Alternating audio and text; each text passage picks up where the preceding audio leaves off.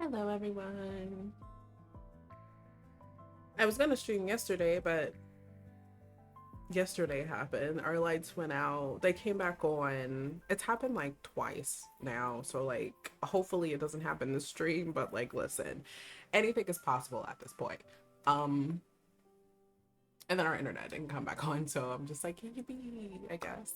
So I'm still very much on the fence about pulling for his myth, but I have freebies, as you can tell. Like, I have 20, which is like 32 right now, and you need 50 to get, I guess, both, one of them, not both of them, one of them. So, and this one, I'm kind of like hoping to at least react to some of the other cards that I have, because I have a backlog of cards that I've just never reacted to. Never reacted to, even when I wasn't streaming. I just like never reacted to these. I was like, these are cute, and then I kind of just like put them in my back pocket. But without further yapping, we're gonna pull, and we're gonna see what happens. I'm not expecting anything, but short-haired MC is all that I want, to be honest. So we're gonna see.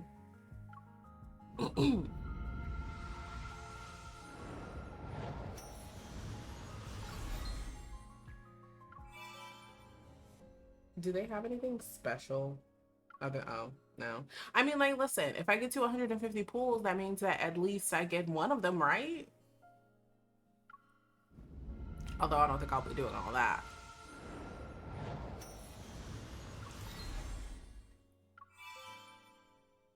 We got one more freebie.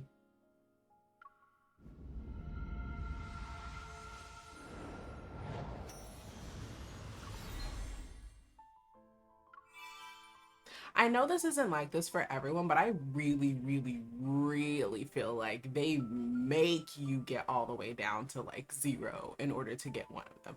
Sometimes they'll be generous and be like, oh, you need 50 pulls? Okay, here's this 10 pull. You got your 5-star. But other times it's like, no, you're hard pulling. You're like, listen, I've spent $30. Give me my 5-star. Well, I didn't expect this. I don't know who I'm gonna do, to be honest. I have a lot for everybody, so I'm Mrs. Worldwide at this point. I think I should go with the ones that are new, which were Caleb's and Xavier's. So we're gonna do Caleb's first. Oh, I could do this at some point. I don't have this one. Oh, I don't have this one. This is this one. Wow. See, again, as you can tell, just like, no, I don't do anything, apparently. I was doing exclusive aftertaste. I don't remember that.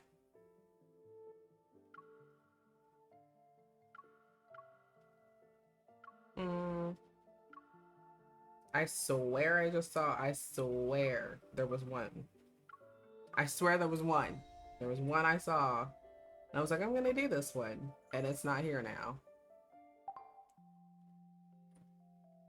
I wonder if I go here. Do, do, do. It's around here somewhere. Just gotta give me time. Gotta let me cook real quick. Because I definitely forgot which one of this is this one. Did I pass this? Okay, yeah, my brain's not here apparently.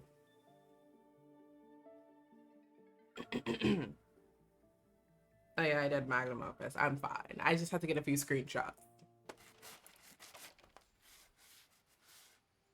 Hopefully my voice does not give out, as it has done multiple times at this point. I think 2 hours is like my bare minimum. If I can go over that, fine. But like 2 hours, my voice is like, yeah, you gotta stop, Chief. And I'm like, no. And it's like, yeah. All right. Midsummer's morning breeze slips through the open window and enters the living room, lifting the strands of hair on Caleb's forehead. Why is she looking at his forehead? Anyway, he focuses on the toy gun in his hand. The silvery gray barrel regains its former sheen as he sands it down. Pass me the small brush.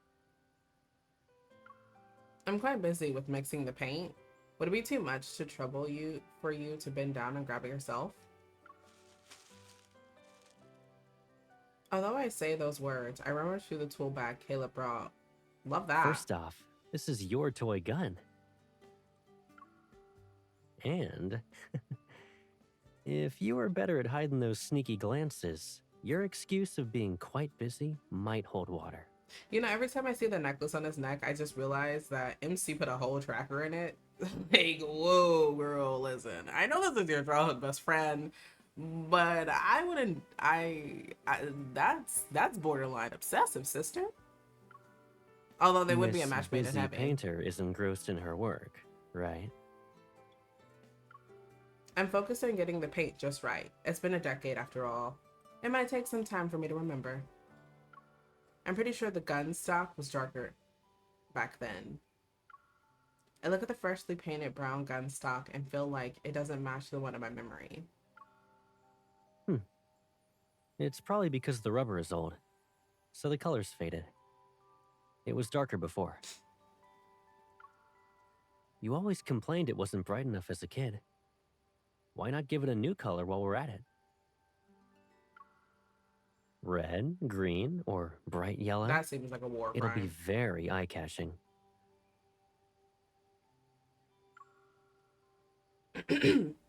Seeing Caleb's teasing eyes, I pick up the brush and move it around the palette, pretending to ponder. Then I quickly dab on some red, feigning a surprise attack, yet playfully poke Caleb's cheek with the brush handle. I thought she was gonna like swing it and then like get it on him, and he'd be like, oh, "No, red on my white t-shirt? Dishonor." Fine. On top of changing the color, I'll also decorate the gun with colorful flowers and plants. And I'll make sure to show it off to your team and tell them about the exquisite taste of their stern and cool boss, Colonel Caleb. Is this your idea of returning the favor? I'm sprucing up your image as an amiable and friendly boss. Really? Well, I appreciate the effort. Don't mention it. Okay, the gun stock is ready. Here you go. I shove the refurbished gun stock into Caleb's hand, stretch, and start rummaging through a wooden crate nearby. Find anything interesting this time? Dolls, models, cars, and a flyer and contract from an insurance program. It's focused on 10 years in the future. Parties to the contract, Ryden and Caleb. As I gently touch the aged paper bearing our signatures, I notice Caleb skillfully assembling the gun's part out of the corner of my eye. Grandma was worried about our safety when she stored our toy guns. She never imagined that we would end up carrying real ones all the time. We've come a long way from patrolling with paper guns in the shelter, ready to face the enemy. All set. Here you go, little sharpshooter. I take the revamped toy gun, aim it at the illustrated guide to wanderers on the shelf behind Caleb, and pull the trigger. I'm glad she had confidence in her aim. A rubber bullet whizzes through the air and knocks the book off the shelf, but the gun doesn't reload. Puzzled, I fiddle with the cylinder. Is it jammed?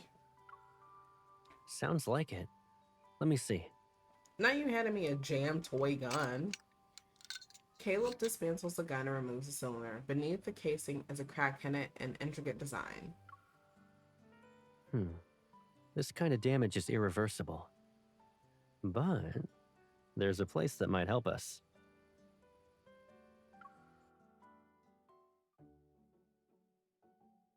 I follow Caleb into a vintage shop and on the outskirts of the city. The shop is tucked away in the alley. Its walls covered in ivy serve as a natural veil that adds to its mystery. So this is what people mean by unassuming outside, magical inside. Oh, you've got a keen eye, miss. Thank you. Oh, the junk here has its own story to tell. Hey, someone's junk may be another person's magical item. They could turn into a magical girl for all I know. As the shop owner prepares to deliver a long speech, I awkwardly give Caleb a wink. Sir, can you take a look at this cylinder? The shopkeeper confidently set down his magnifying glass and retrieves a small cylinder from the shelf behind him. Ah, this toy gun is very old. The original cylinder for it isn't easy to find anymore, but I've got another cylinder of a different material that matches in size and pattern. I'll fit it after some tweaking. It's your lucky day. It really is. Yippee! I do not sound enthusiastic, but trust me, I'm so enthusiastic right now. I'll leave it in your capable hands then. While the shopkeeper works on the cylinder, I drag Caleb along to admire the shop's dazzling array of vintage parts and accessories.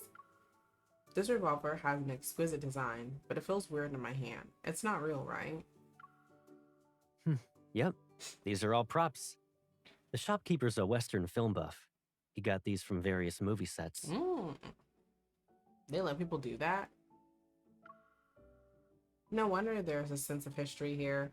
And that vintage cowboy gun holster is rugged looking despite its intricate stitches. Huh. You're right. Out of the blue, I notice a proud twinkle in Caleb's gaze, as if the phrase perfectly in sync is written in his eyes. Why hasn't that holster found a new owner after so many years? Too pricey? Did you check the price tag? It's made from the finest materials with handcrafted embroidery. Of course, it's not cheap. After so many years? Yep. I worked here for a whole summer once when I was in high school. And MC didn't know about I that? wanted to keep him for a while longer since he's so efficient, but he left as soon as he got enough cash. It's been a decade. You've changed, kid. Took me a while to recognize you today. 10 years. Didn't Caleb give me the toy gun around that time? And it has a vintage design. He did it all for you, baby girl. Why did you need to earn money from a place that's so far away? Grandma's allowance wasn't enough?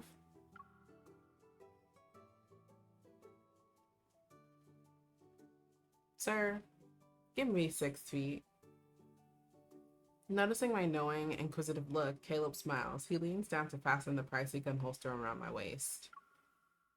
Your toy gun wasn't gonna fall from the sky, Pipsqueak. I had to earn your gift with my own hands. But like, that doesn't really answer the question. Was like, her allowance not enough?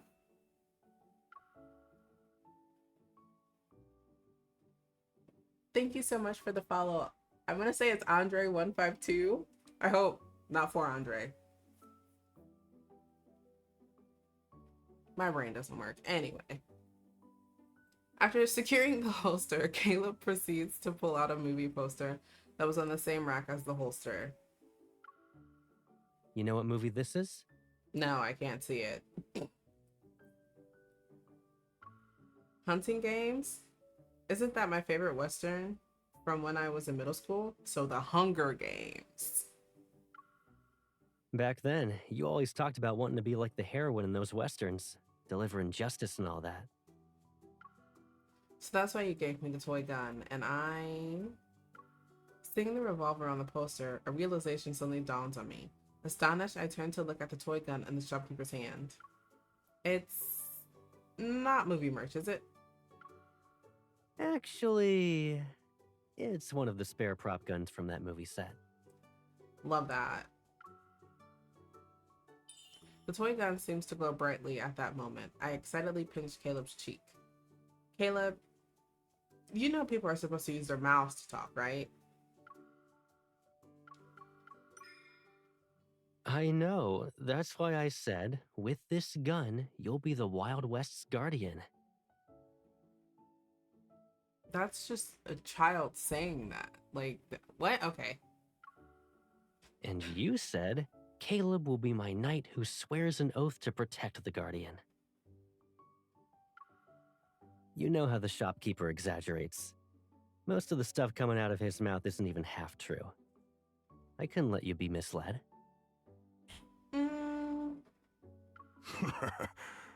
Kid, why drag me into your stories?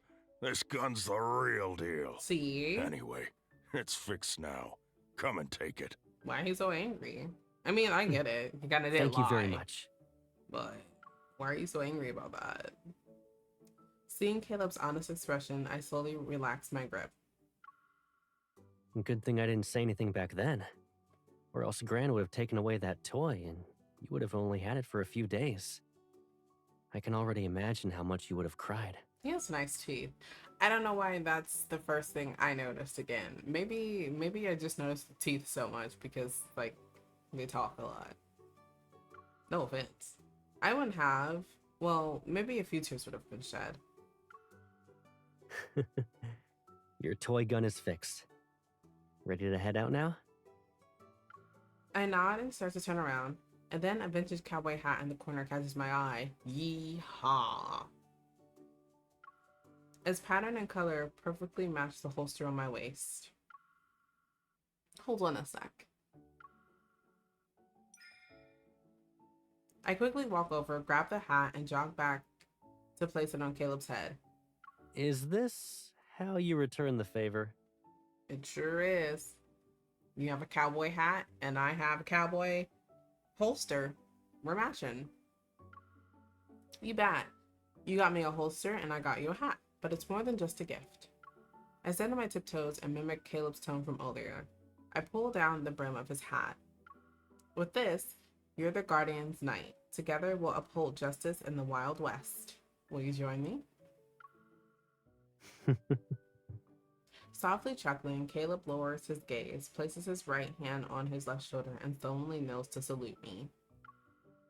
The pleasure is all mine. Oh, I was concerned. I was like, wait a minute, is this going to be the end of it? After fixing the toy gun for half a day, Caleb and I decided to test our shooting skills against each other.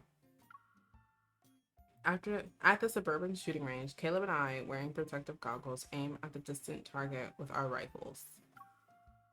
Hey, you're a sharpshooter, right? Ready for your shot? I've been ready for a while.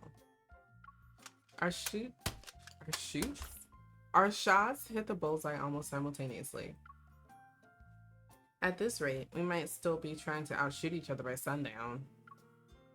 Decisive and skillful. You've improved so quickly. Looks like you've got your own shooting style now. Now that I'm looking at his outfit, what are these for? Like, really, like, what are they for? Because they're like not doing anything. You're not wrong. Let me tell you my first rule of shooting. Imagine the target as a wanderer and you'll never miss. You sound quite confident.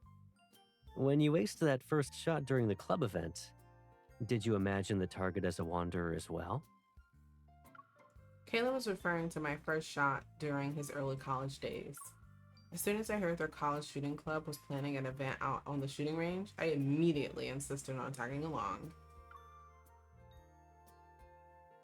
Holding the air rifle, which felt real, I tried to appear calm as I took my shot, but actually, back then, there was no time for imagination. Dealing with the recoil was hard enough. That first shot must have been beginner's luck. Every attempt after that probably exposed my inexperience.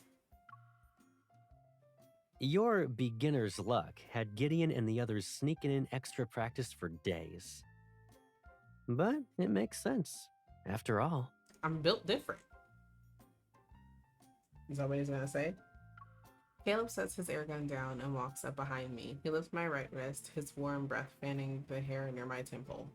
back then, we'd use those toy guns to shoot apples that sat on cans. It was always difficult to tell who would win, just like now. Someone who can't beat me definitely has their work cut out trying to outshoot you. Does he have like a little country in him? Because I feel like he has a country accent and it's trying so hard not to come out, but sometimes when he says stuff, it comes out. Which is not a bad thing at all. We got a country in all of us. Still boastful as the usual, I see. I only do that when I'm with you. Look. Yo, get out of my ear. What are you trying to do? Seduce me?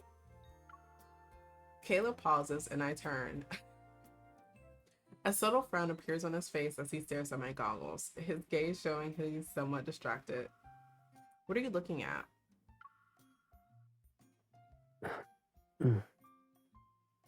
He shakes his head, plucks a leaf from my hair, and waves it before my eyes. He was trying to give her a kiss, but then she caught him, and he's like, I gotta go back.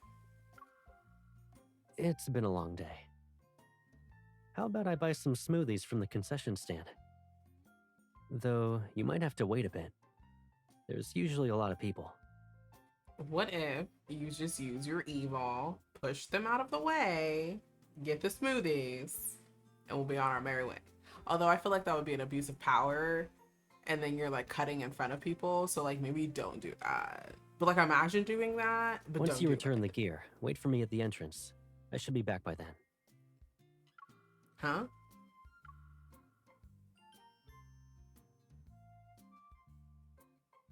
Before I can say anything, Caleb shoves the goggles into my hand, pats my head, and turns to leave. As I watch him disappear into the distance, a sense of unease quietly rises in my heart. Girl, what are you uneasy about? Oh. A skinny man with dark circles under his eyes lurks behind the cabin at the shooting range. Nervous, he clutches a firearm. Suspicious, he has a hidden earpiece in his right ear as he looks at the concession stand in the distance. He should be buying smoothies at the stand. We'll be leaving soon. Why are they trying to take him out of the game? Looking for me. They're not taking him out of the game at all. Startled by the familiar force behind him, the man quickly turns around and aims his gun at Caleb. Caleb leans against the wall and dismissively flicks his finger. Suddenly, the man's gun and earpiece fly out, hovering in midair. You! I mean, like, if you're gonna go after someone that has an evil that's gravity-based, I would take precautions. They didn't take precautions, so, like, it's their fault. Oh. Uncontrollably, the man falls to his knees. I see a fish has escaped the net. How brittle. You know what's so funny is that, like, even though Caleb tries to sound menacing, it doesn't come off like that. I'm just like, you do you, whatever you say. You're so funny. Caleb crushes the earpiece in his hand and turns. The suspended gun dissolves into dust that scatters and falls into the weeds. Gravity doesn't do that, right? Does he have like another power other than his evil? Unless I'm just stupid. With bloodshot eyes, the man behind him musters up all his strength and lunge for the firearm at Caleb's waist. When the man takes the bait, Caleb instantly grabs his wrist and flings him backward. Tiny particles from the gun's grip burrow themselves into the man's finger. That's gotta hurt. What? You're not gonna send your obedient monsters after me this time? This time? So they've done this song and dance before? Like, man, at some point, count your losses. If you've lost to him like twice, just pack it up and go home. You escaped even after I spotted you. Think they'll still trust you when you return? Is there even a hiding place left for you? Caleb stops looking at the trembling man behind him and picks up his gun and meticulously cleans it. So, like, what about the smoothies? How is he gonna do that? A few minutes later, a command pops up on the communication device of Liam, the Far Space Fleet's adjutant. Target was sighted in Lincoln and is heading to the second base. Follow the signal and prepare for pursuit. Are they talking about Caleb? The evening breeze in the forest dispels midsummer heat, but it can't dispel the unease in my heart. Standing at the shooting range entrance with my backpack, I absentmindedly scroll through my chat with Caleb that's on my phone. Honestly, same. I do that with all my friends. I just like, oh, when I miss them, I just like look at our messages and be like, oh my god, that is something I would definitely say. He still hasn't sent a message. Should I ask about it? Caleb left in a hurry and made a flimsy excuse. Never mind. I kept you waiting, huh? She was about to go Here. off on her own. Let me cool you off, Pipsqueak. As a shadow falls over me, a cool sensation graces my still warm cheeks. Smoothie? I look up to see Caleb, who offers me a slightly melted smoothie as he relieves me of my backpack. I feel like he waited a little bit to, like, have the smoothies melt. So at least his flimsy excuse would be like a little bit more soundproof. The sun's setting. Let's go home.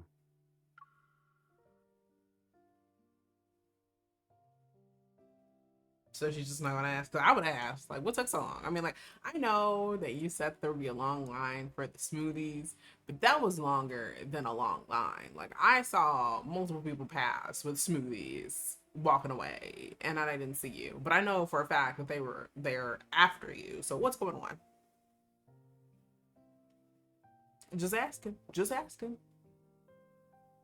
As Caleb takes my hand and leads me out of the shooting range, my gaze lands on the loosely fastened holster under his coat. Aren't you going to explain yourself? The smoothie kinda melted because of the heat. I'll run faster next time. Sure it did. Caleb shows no sign of giving me a direct answer. I let go of his hand and grab a leaf from his head. How did you buy a smoothie when you were in the forest? He took a little detour. He was just in a silly goofy mood and took a little detour. Caleb just smiles and says nothing. I sigh, walk ahead of him while holding my smoothie, and leave him trailing behind.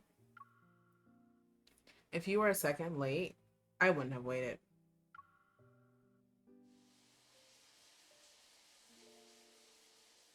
It's evening when we return home.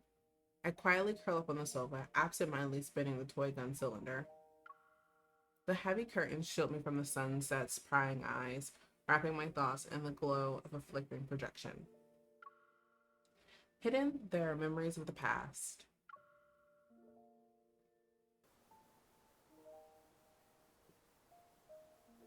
Oh. Steady your breathing. Align your gaze, the laser sight, and the target. They should all be at the same level. I was thinking of something completely different, but... Feel the subtle sway of the muzzle. Steadily press the trigger with your index finger, applying even pressure. Wow, you really are the best sharpshooter in the club, Caleb. Looks like Gideon's tutorial will be over soon. What are you gonna get in exchange for being his photographer? 3? Like 3 shooting sessions with the club? Exactly. You're gonna sell me out that easily? Ask more from him next time. More? My camera's still recording.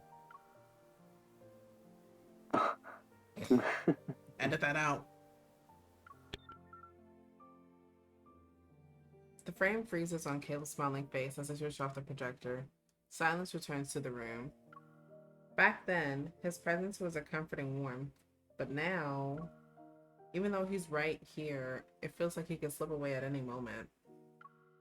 The shower has already been turned off, but there's no sound from Caleb. Damn, she letting them take showers at her place too? Why don't they just get married at this point, man? Ease.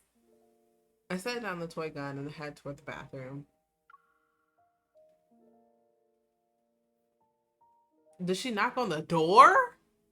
Ma'am! I mean, like, it's her house, but like, what if he was naked? Caleb silently stands in front of the fog mirror. He's cleaning the firearm when he usually uses while his head is lowered. Droplets of water slide from his damp hair, tracing down his chest as it rises and falls, before disappearing into the towel wrapped around his waist. Hearing my approaching footsteps, Caleb quickly masks his solemn expression and looks up to meet my gaze in the mirror.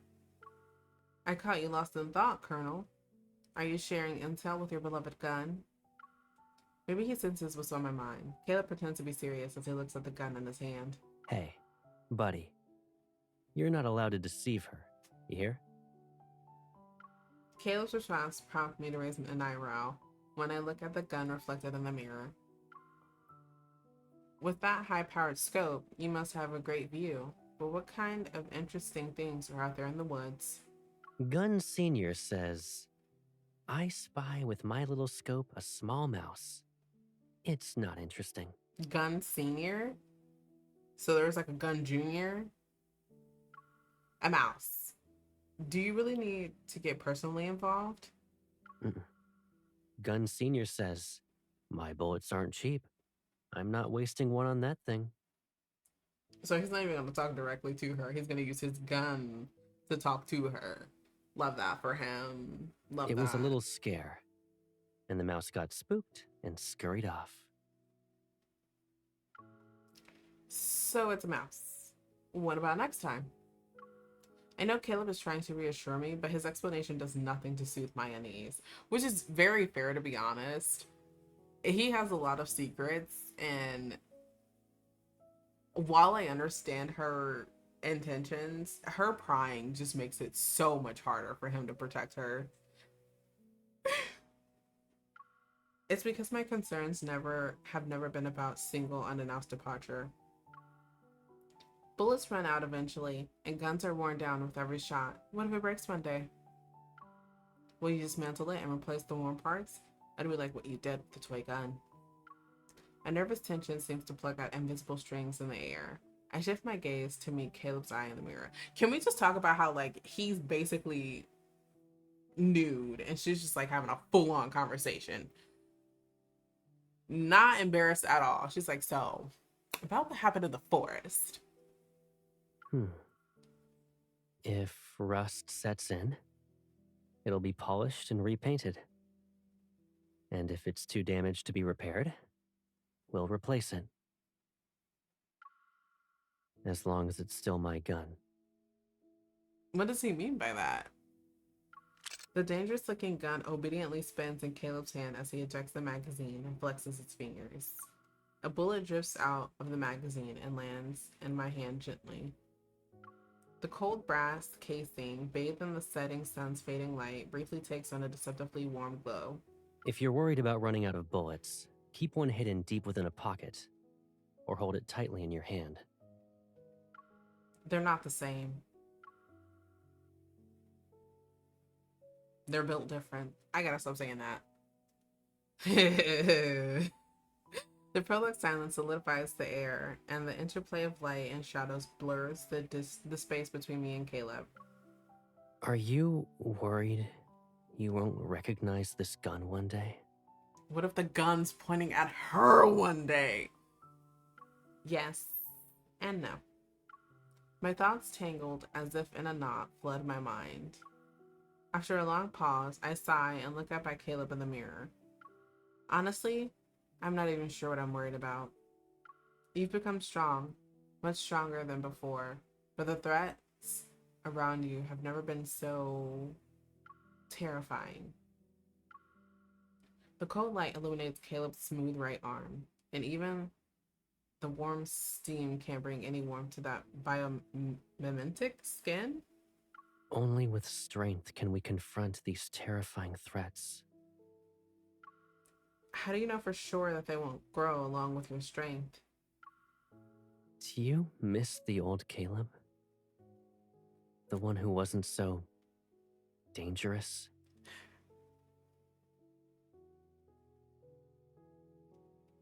As soon as he said, do you miss the old Caleb? I was like, I miss the old Kanye. Like, what?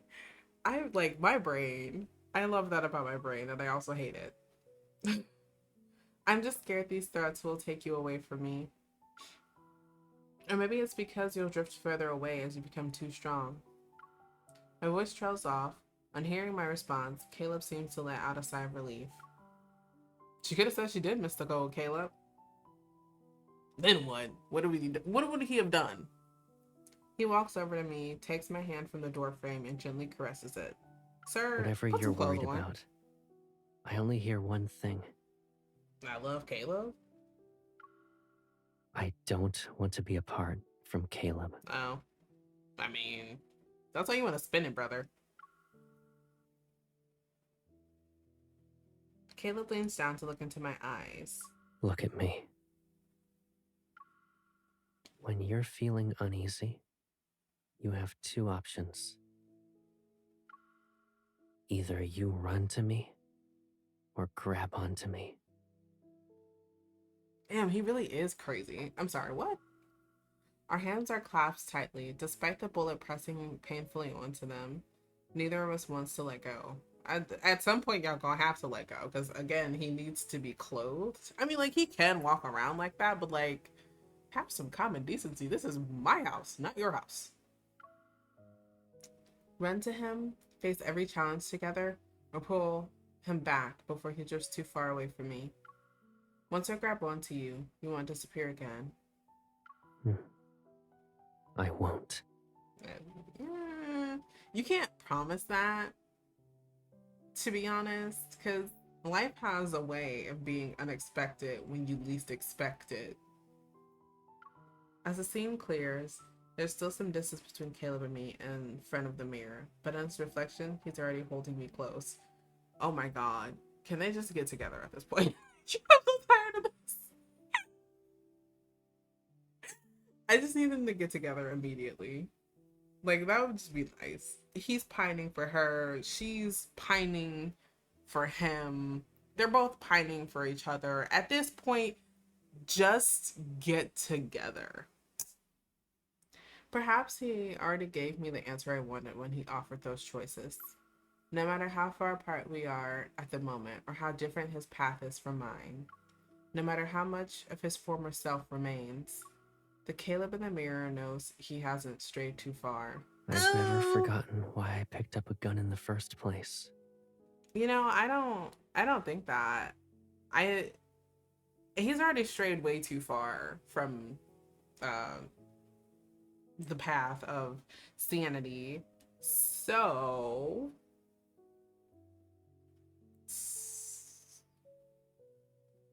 yeah. Caleb comes up behind me. I thought, wait, what? Weren't they looking at each other? Weren't they facing each other? So how, whatever.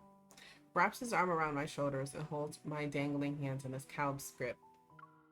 In the mirror, that familiar gaze blurs the boundaries of time for a transient moment. In the corner of the shelter, a young Caleb stands before me, holding a soaked paper gun.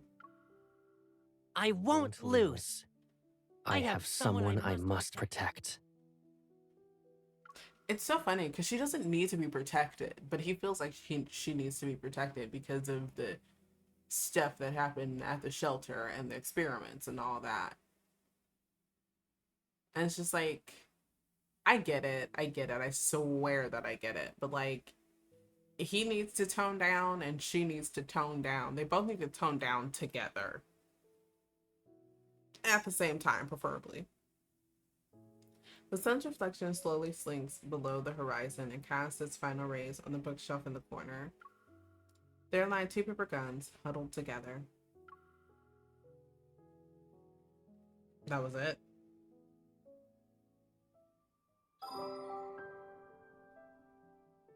Curling iron? Whatever. Alright.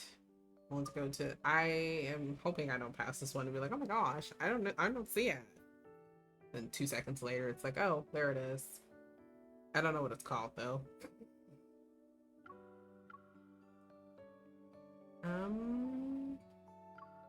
Nope, not that one.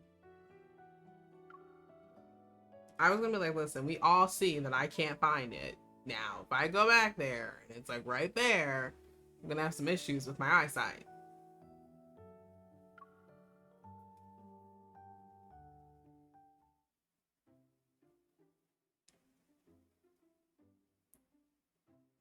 Why isn't he out yet? We all know Xavier. He sleeps in weird places, and that's it, actually. He sleeps in weird places. He sleeps everywhere. According to Tara, my informant, Xavier showed up at the association this morning after being away on a business trip for a week. Something tells me it wasn't a business trip. If he's submitting a mission report, he should have been done by now. What if he fell asleep? He's dying. Let him have that. Oh my gosh. Just as I'm about to text Tara for another surveillance report, the person I've been waiting for finally appears at the associated entrance. I clearly did that. We all saw that, did we not? I did the thing. Welcome back, Mr. Hunter. I'd like to thank you for your hard work. I told you he was sleepy. Protected by my mascot costume, I hold out my fluffy paws toward him and adopt an adorable silly pose. Thank you, Miss Unbun. I've said this once, probably not on stream, but I've said this multiple times, but Xavier is for the girlies that like Cloud, because Xavier looks honestly almost exactly like Cloud. The girlies that like Cloud get it, and the girlies that don't. To express my gratitude, this humble bun has prepared a special celebration. I hold up the apartment key card in one hand and the flyer for the Twinkle Family Carnival in the other. Twinkle Family Carnival. Here's item A. You must first return home and nap, then order some delicious food for lunch to recharge. And here's item B. In the afternoon, we'll visit the Twinkle Family Carnival nearby to lift your spirits and unwind. Sure, as you wish. But before that, I'd like to add item C. What is item C? He takes my fluffy paw and leans in to embrace me. He slowly tightens his grip around me. Let's stay like this for a moment. I need to recharge. I.e., he needs to sleep. I can't help but smile. Returning the hug, I nuzzle his head that's resting on my shoulder. Welcome back, Xavier. This must look weird to passerbyers. Unless, like, maybe they're like, oh, he just needs a moment. He's just having a rough day. He needs a moment. But then there could be other people like, what the and then kids are pointing. It was like, walk away, walk away. No, you're fine. In the afternoon, we arrive at the newly decorated Celestial Plaza. The area has been transformed into a fantastical space for an event. A parade with mascot-filled floats is accompanied by cheerful music. The Twinkle Family Festival will only be at Sky Plaza. Huh? That's not the okay. It's been a while since I've seen creatures that aren't wanderers. Xavier, every creature is a wanderer to you at this point. It's either wanderers or sleep or MC. Only those three things. Now, if you bring up Charlie, listen, he's not gonna be too happy about that. So I thought as much. That's why I wanted to bring you here. You'll feel better when you see something cute. How was the mission? Were those, I'm not saying all those S's, were those S-rank wanderers giving you trouble? I mean, like, she's saying, like, oh, I just wanted you to see something cute. He thinks that she's cute. She's the cutest thing that he's ever seen in his whole entire life. It was okay. They were just elusive and refused to take the bait. Dealing with them was more frustrating than trying to get plushies from the claw machines. Honestly, I think claw machines are a scam. I never get any. And I mean, like, listen, I know I'm not the best at claw machines or things that require motor skills in general, but those are a scam.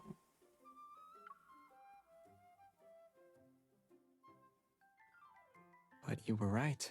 Seeing cute things does make me feel better. This is just the beginning of item B. Your satisfaction levels can still go up. Leave everything to me today. I'll make sure you properly recharge. I feel like if you put Cloud and Xavier side by side, you wouldn't be able to tell the difference, except for the hair. Dance party up ahead. Do you want to check it out? Like, that's the only thing you're gonna notice. Like, oh, this guy has spiky hair and this guy does not. But literally, they look identical. Of course, we only danced for a bit in front of the fountain, after all. Starting our adventure with a dance sounds perfect, don't you think? I couldn't agree more.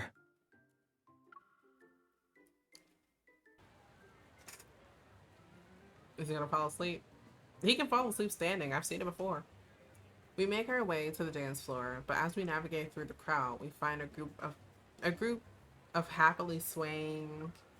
Are those cheerful tomatoes? I thought that was a typo at first, or that I was like reading it wrong. And I'm just like, of what?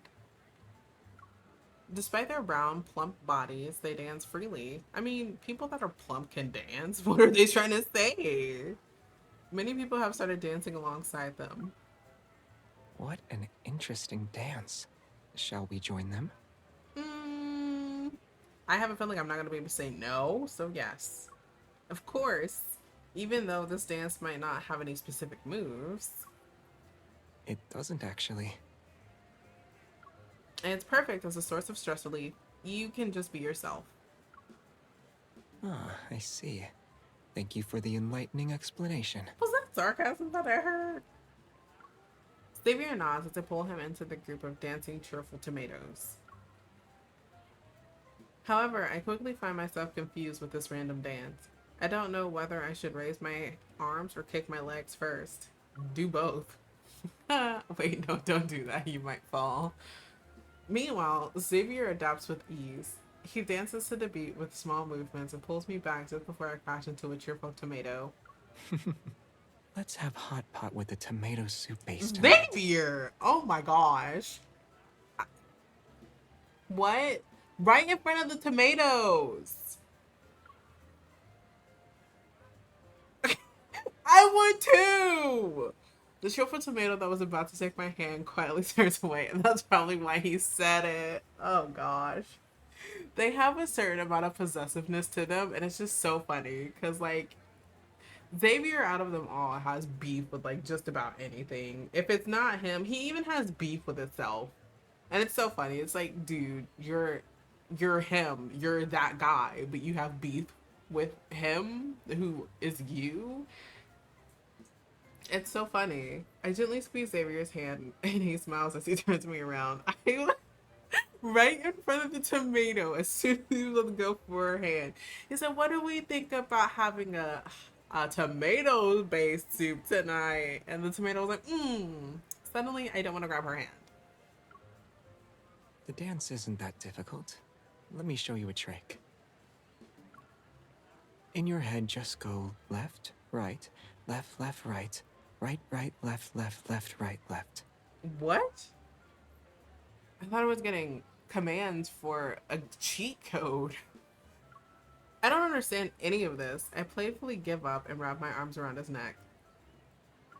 I won't be able to learn these moves. It's a good thing fighting wanderers doesn't require dance battles. But what if they did, though? That'd be kind of cool. Weren't we supposed to join the cheerful tomatoes? Why are we pretending to be Huggy Bear?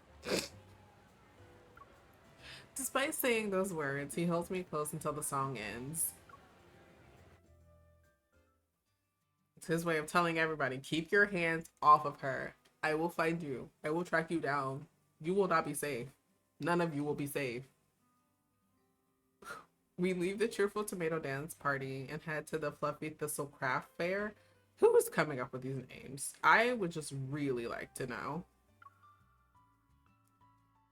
At the entrance is a fluffy thistle holding knitting needles and yarn. Its thorns have been cleverly replaced with fruit skewers.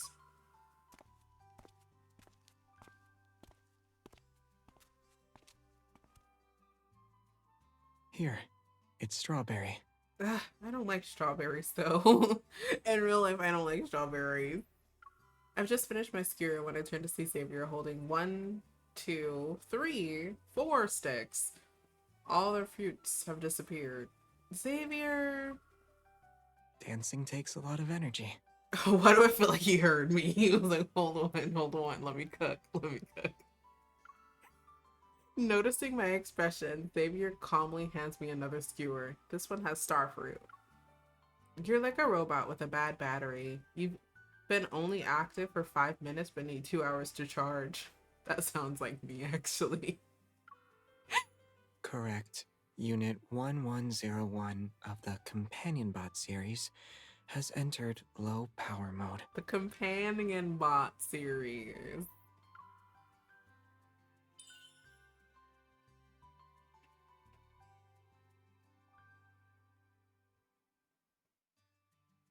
That's weird. You're surprisingly soft to the touch for a robot. Not to mention your body is warm. I'm the latest model. I have a variety of features and come at a reasonable price. A reasonable price and features. Really? Are you a certified product then? I don't have any certifications, but that starlight above your head was manufactured in the same batch as me. It can vouch for me. I highly doubt that. I look up and immediately spot the star-shaped bulb standing out from the strings lights above. It shines brightly than the other stars. I used a bit of my evol because it's my friend. Anything star-shaped is your friend, Xavier, and I love that for you. Pretending I realized something, I nod. I want to try out your other features. For example, let's start with holding hands. Before marriage? Ugh! Scandalous. Holding hands is a premium feature that requires a password to unlock.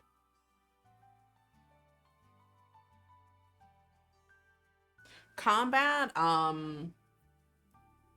Yeah, there's somewhere specific that you have to go.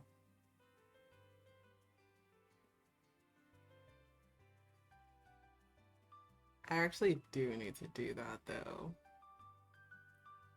Since this is kind of like a free-for-all for Love and Deepspace today, might as well. There's a password. You Although can try I to guess it. play with You auto have 3 on attempts. If you fail 3 times, you'll be locked out for 5 minutes. because I'm lazy and I don't like doing things that require my hands for my iPad. So it will be auto. And their auto kind of AI sucks. That's the nicest way I can put it. It sucks. It's like, it's not bad, but it's not good. If it dodged better, I would like it more, but it does not dodge better. Therefore, I do not like it. After thinking for a bit, I take his hand and entwine my fingers with his. Is it his birthday? Her birthday? There's nothing wrong with brute force attack, right? It was one of the correct answers. What? Now you're the only person who can use me. Oh my gosh.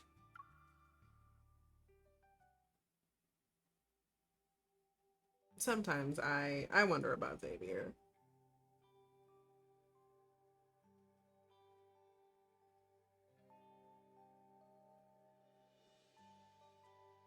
Did you put the eggs in the pancake?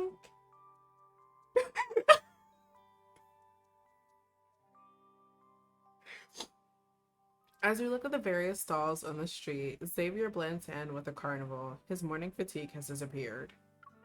What happens if you're on a solo mission and your battery needs to be recharged? I'll find a safe spot and get some rest. He's always getting rest though. Xavier, at this point, just retire. But you pushed yourself to keep going plenty of times before. He steps at a vendor's stall, browses the wares, and then picks up the cuddly llama scarf. He wraps it around my neck. Did he pay for it? Sometimes I won't have any other choice, so I have to adapt.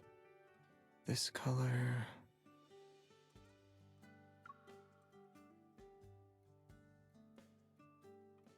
This color what?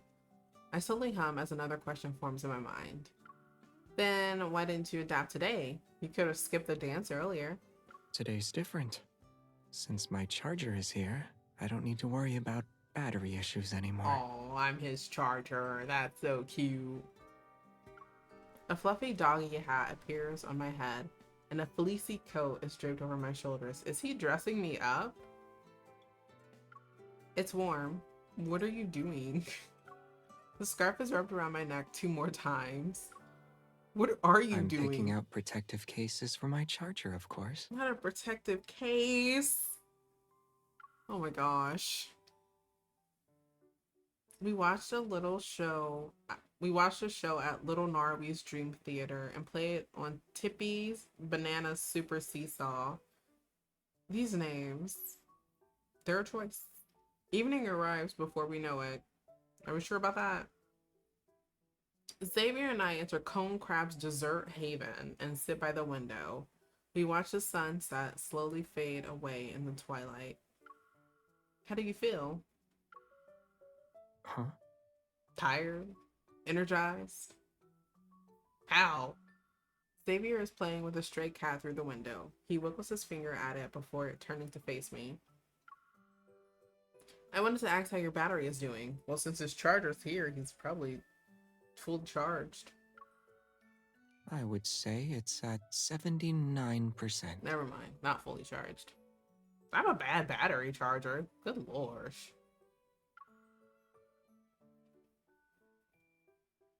He didn't even wait for me to do the prompt. He was like, no, I'm taking your hand. Now it's at 80%. I placed my hand on his cheeks.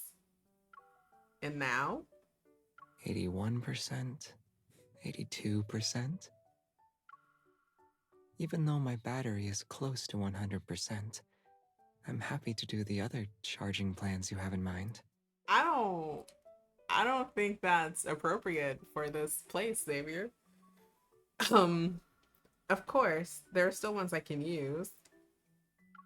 Once the plaza is lit up, we can watch the drone show and visit the hot pot restaurant we couldn't eat at before. Does this mean I can get an ice cream cone with 2 scoops? Of course. I promised to treat you with ice cream since you won that contest. Are those 2 kids?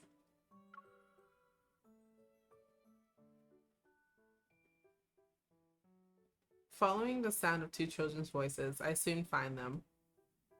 They're wearing school uniforms while standing in front of an ice cream machine shaped like a cone crab. I want the strawberry, white chocolate, and lemon vanilla.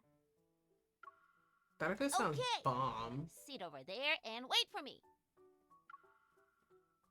Unfortunately, a troubled expression appears on the boy's face a few moments later. Hi.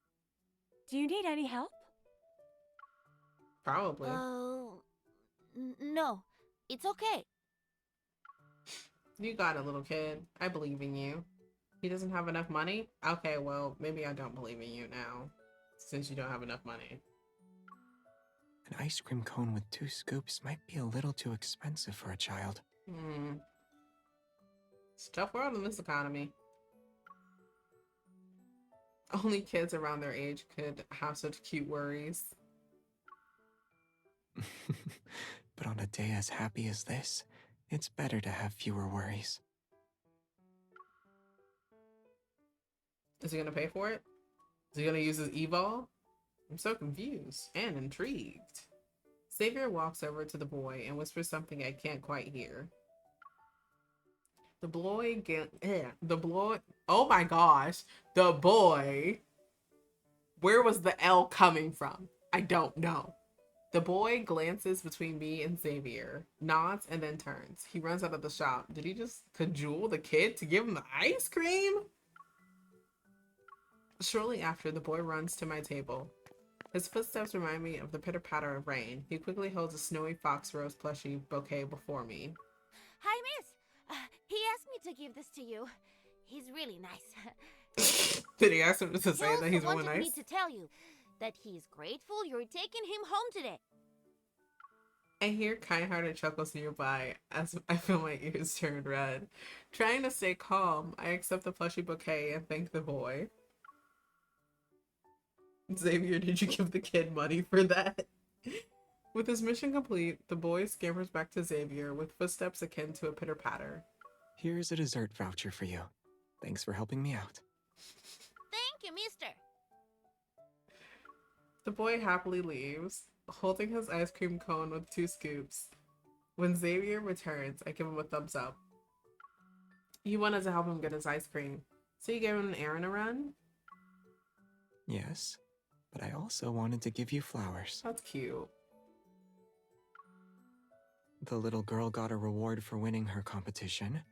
My partner who helps me recharge should get one too.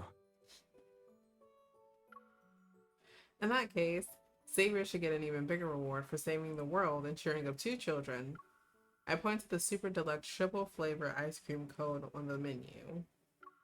Do you think that'll get you to 99%?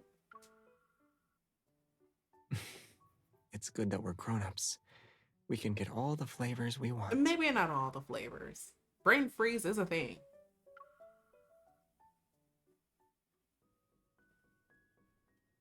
Careful.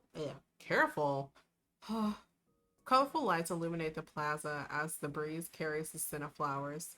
We slowly go back to the same way we came. The air feels cooler now that it has the fragrance of flowers. I don't think that correlates with the wind feeling cooler. Or maybe it's because the ice cream is too cold. You've been breathing in a lot more. I'm the problem here. Don't blame the innocent ice cream cone. Fair.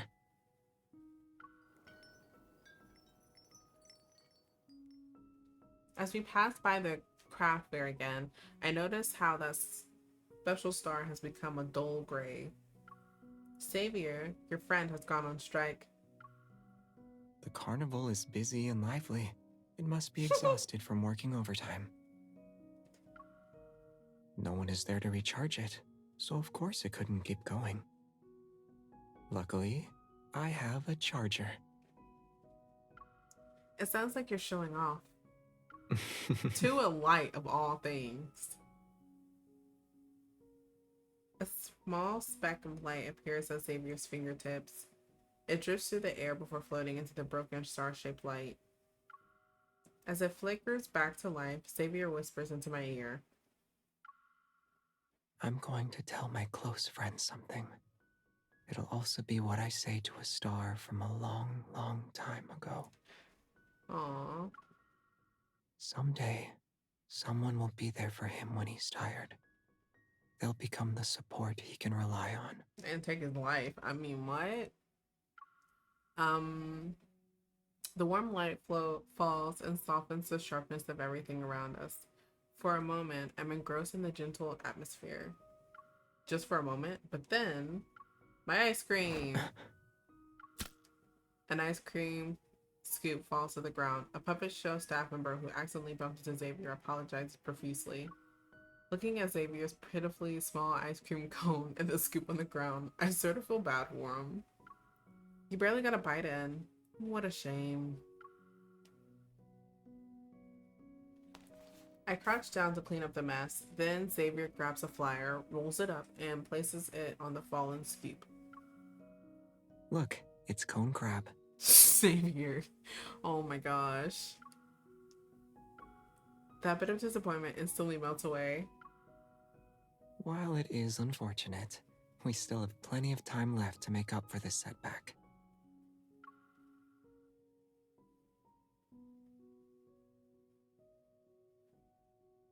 After we clean up, Xavier gently grabs my shoulder and makes me face the twinkling night sky.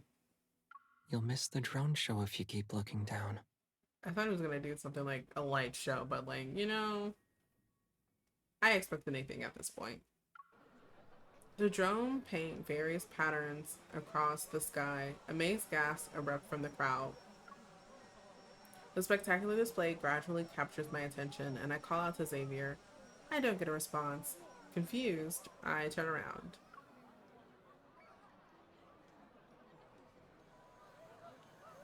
There he is. Honestly, that's the only way to eat ice cream, when it's like melting on your hand. He's earnestly eating his ice cream cone.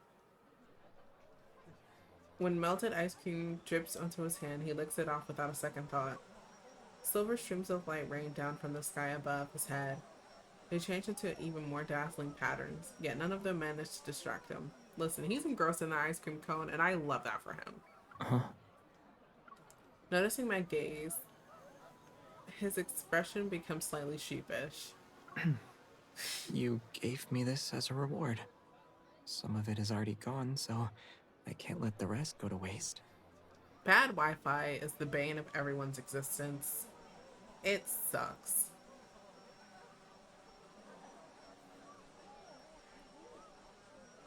Sometimes I have to use my hotspot and it just like does not work out in my favor. I can barely get anything done. I can't even play Infinity Nikki on my iPad. It just like kicks me out immediately and I'm just like, okay, whatever. I give up. So I just play it on my PC now. I can't help but smile at his words. I pull out a tissue and offer it to him. Is it good? I mean, listen, if he's licking down his arm to get the ice cream, I'm going to assume that either it's good or he just does not want it to go any further. It's a little too sweet. I stand on my tiptoes to kiss away the bit of ice cream from his lips. See, this is what this is what they should be doing with Caleb, because he's just pining over there. You're right. It's very sweet. Why did you steal some of my ice cream? Does she not have ice cream of her own? I was just trying to help you out. It's my reward, and that means it's mine. You're not allowed to steal it. But if you like it, I guess I can share some more with you. He just engulfs the whole entire ice cream cone. I don't see how people can bite ice cream. Like, that would hurt my teeth so bad. But I guess it's just because I have sensitive teeth and people are not a lot of people have sensitive teeth, so they can just bite into it like it's candy. And I'm just like, my teeth hurt just from looking at that. His shadow falls onto me, blocking my vision. Out of the corner of my eye, the sky transforms into a brilliant galaxy once more. My senses and thoughts are ripped away. All I can feel is the soft, delicate sweetness of our kiss. Aww, they're kissing. And kids are just coming like, oh my god, mom, look, they're kissing. Look away, kids. Look away. He's like, are you guys married? No. Ugh. Kissing without marriage? For shame.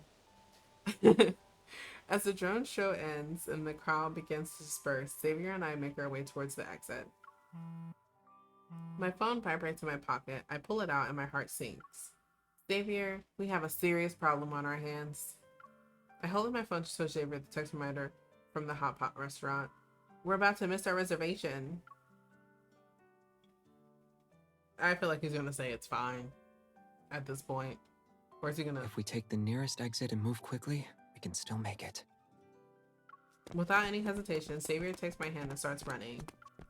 Carrying the scent of flowers and summer's evening breeze brushes against our face as his hair and clothes flutter. There's no passport for holding hands this time. Oh, his ears are so red. Hello? Xavier curls his thumb and presses it against. Thanks. We got the new fingerprint lock system. He doesn't even use fingerprint lock for his house. He still uses a key.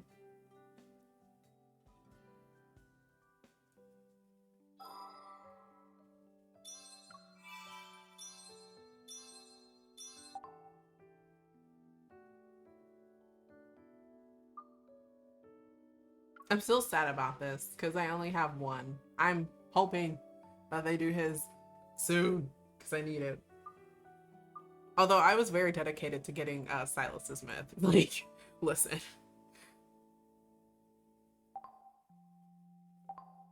I forgot this is how we got there. I love that he's still standing. You love a king that stands. Listen. I can get this. It made me 10 pulls. It won't be that bad, I swear. I'm trying to save for Silas's, but I'm pretty sure I'm gonna spend money. But listen, we got 20 wishes until we get there. We got 20 wishes until we get 5. That's all you can hope for, okay? It actually uses them too, so that's nice. Please. No. Love it for me. I actually, in fact, hate that for me.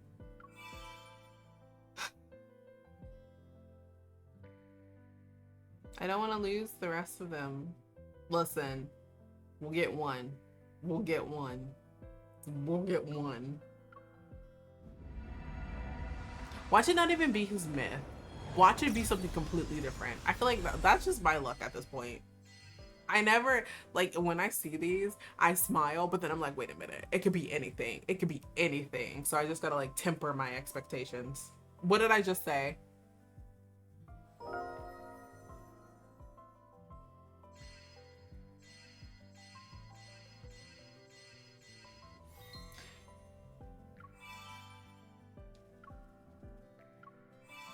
Well, I got 5. Listen, I was already on the fence about Caleb Smith. I know it's pertinent to the story, to his story specifically, so we can see, but I might just watch somebody do this. Because I am holding my money until Silas's birthday comes out. Because that's when I'm gonna spend. Listen, I love Caleb as much as the next person. Maybe not as much as the next person. Maybe a little less. Silas is always up there. But like, Caleb's like a close 4th. Because look, it's Silas, and then it's Xavier, and then it's Zane, and then it's Caleb. Zane's on top. I'm sorry. Listen, I love Zane a lot more than I love Caleb. So, I don't know. Listen, I might get his myth. I might not. I don't know.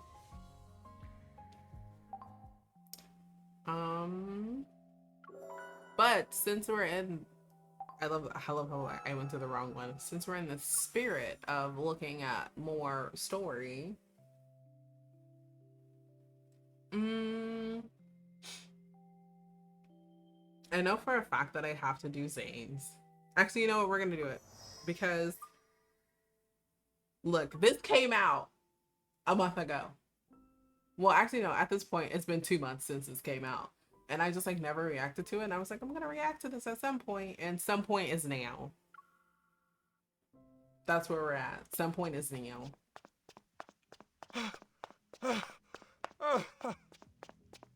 That damn predator. They didn't catch up, right? I'm gonna hold your hand when I say this. I think they caught up.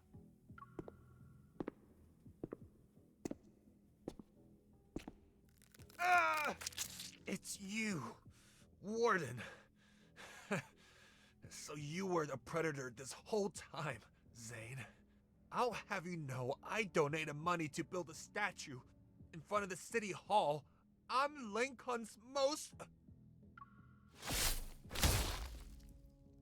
I feel like you're like, I don't give a rat's to who you are. Like, you're getting got. The ice shard pierced his body and silenced him. I don't need to know that. You tell him, Zane.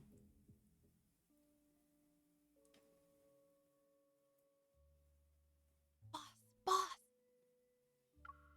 Troubled, I stare at the words case closure report form on my computer screen. My junior leans over from her workstation and calls out to me in a low voice. Shh. We're still in the office. The bureau chief might nag you if he hears you. Okay, Miss Enforcer. I heard the bureau chief say the serial killer we're investigating murdered the councilman yesterday. They also said they're closing the case and won't pursue it any further. Why does this keep happening? I turn my attention to the serial killer's file and start reading it. The suspect is Mel, real name unknown. The Lincoln City Bureau of Investigation, or LCBI, gave him the codename Galen. Over the past 5 years, Galen has been responsible for numerous crimes targeting political figures and business tycoons. In addition, there have been eyewitnesses report of Galen killing predators who have lost their minds across Lincoln. After conducting multiple on-site investigations, the LCBI has determined that Galen isn't an ordinary person. He's a predator, an S-Class 1 to be exact. This is the highest level threat one can receive. Whenever we're halfway through an investigation, they close the case. But Galen is strange too. He's a predator, yet he's killing other predators. I mean, at this point, like, is it wrong? I'm just asking. Have you finished analyzing the security footage I asked you to check a few days ago? I have. Take a look at this. The last trace of Galen shows him passing by Oxo Clinic in the Southern District. What? Hearing that familiar name, I can't help but freeze for a moment. Yeah, it's Oxo Clinic. Is there a problem? It's nothing. Did the security camera get a clear image of the serial killer? I'm afraid not. He seems to know the area well and managed to avoid them. Because he's a doctor there. Sorry, that was a little aggressive. What do you think? Is it possible that Galen used to live in the Southern District? It's possible. You have a point. If it really is him. But The footage is from last year. We couldn't find him back then, so can we even track him down with this? I pull out a stack of papers from my desk and flip through them. These are the files of Galen's victims that I've been investigating. Whether they're well-known businessmen or political figures, all the victims have one thing in common. After the Predator virus outbreak 5 years ago, they were involved in its secondary transmission. They even profiteered from the situation. So again, why is it wrong that he's doing this?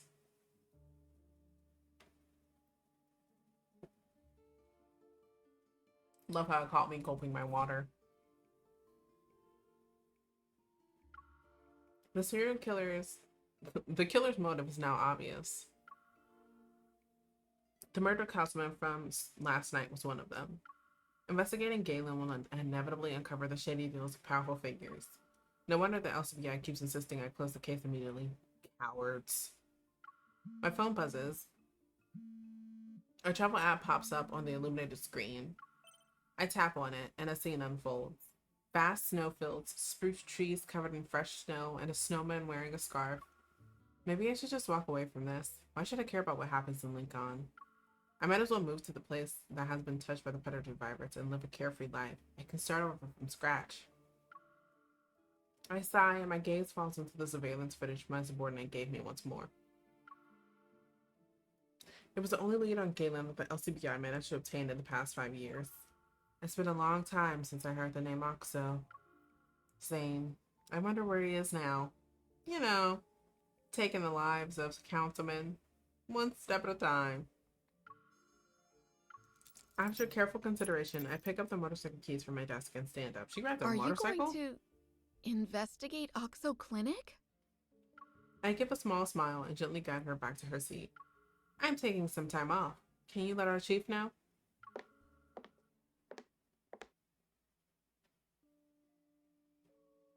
I went to Oxo Clinic. Of course, I can't openly admit I'm investigating a case that was ordered to be closed, especially when it involves many crucial secrets. The street of the Southern District feels strange yet familiar. Before long, I find myself standing in front of Oxo Clinic. As I push open the dust-covered glass door, it feels like a switch is flipped in my mind. Fragments of memories rush in at the same time. It all started 5 years ago. At that time, I wasn't an enforcer in the Northern District. I was a bounty hunter scraping by in the Southern District. I took whatever jobs I could get.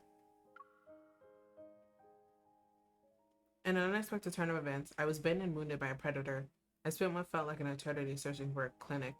Clutching my injury, I finally collapsed at the doorstep of Oxo Clinic. The pain slowly subsided. It seemed my wound was treated and bandaged. You're awake.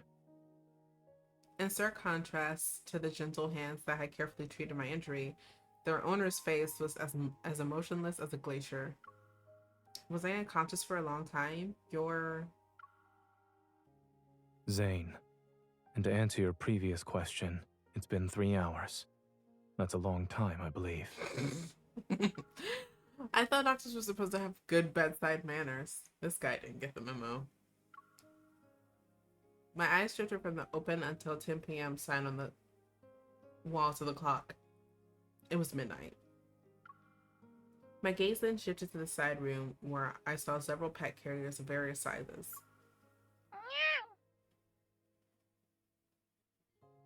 A kitten suddenly jumped into Zane's shoulder and leaned down to look me straight in the eye.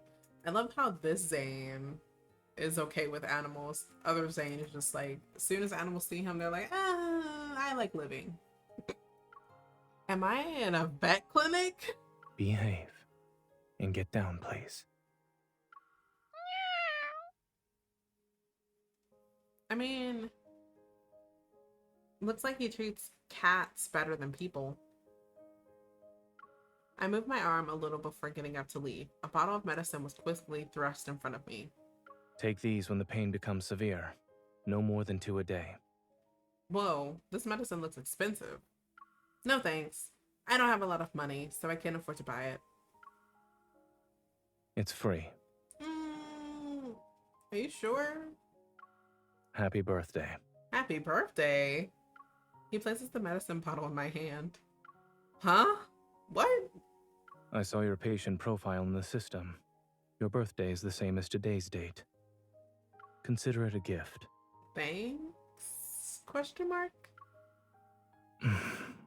But judging by your expression, some of that information isn't accurate.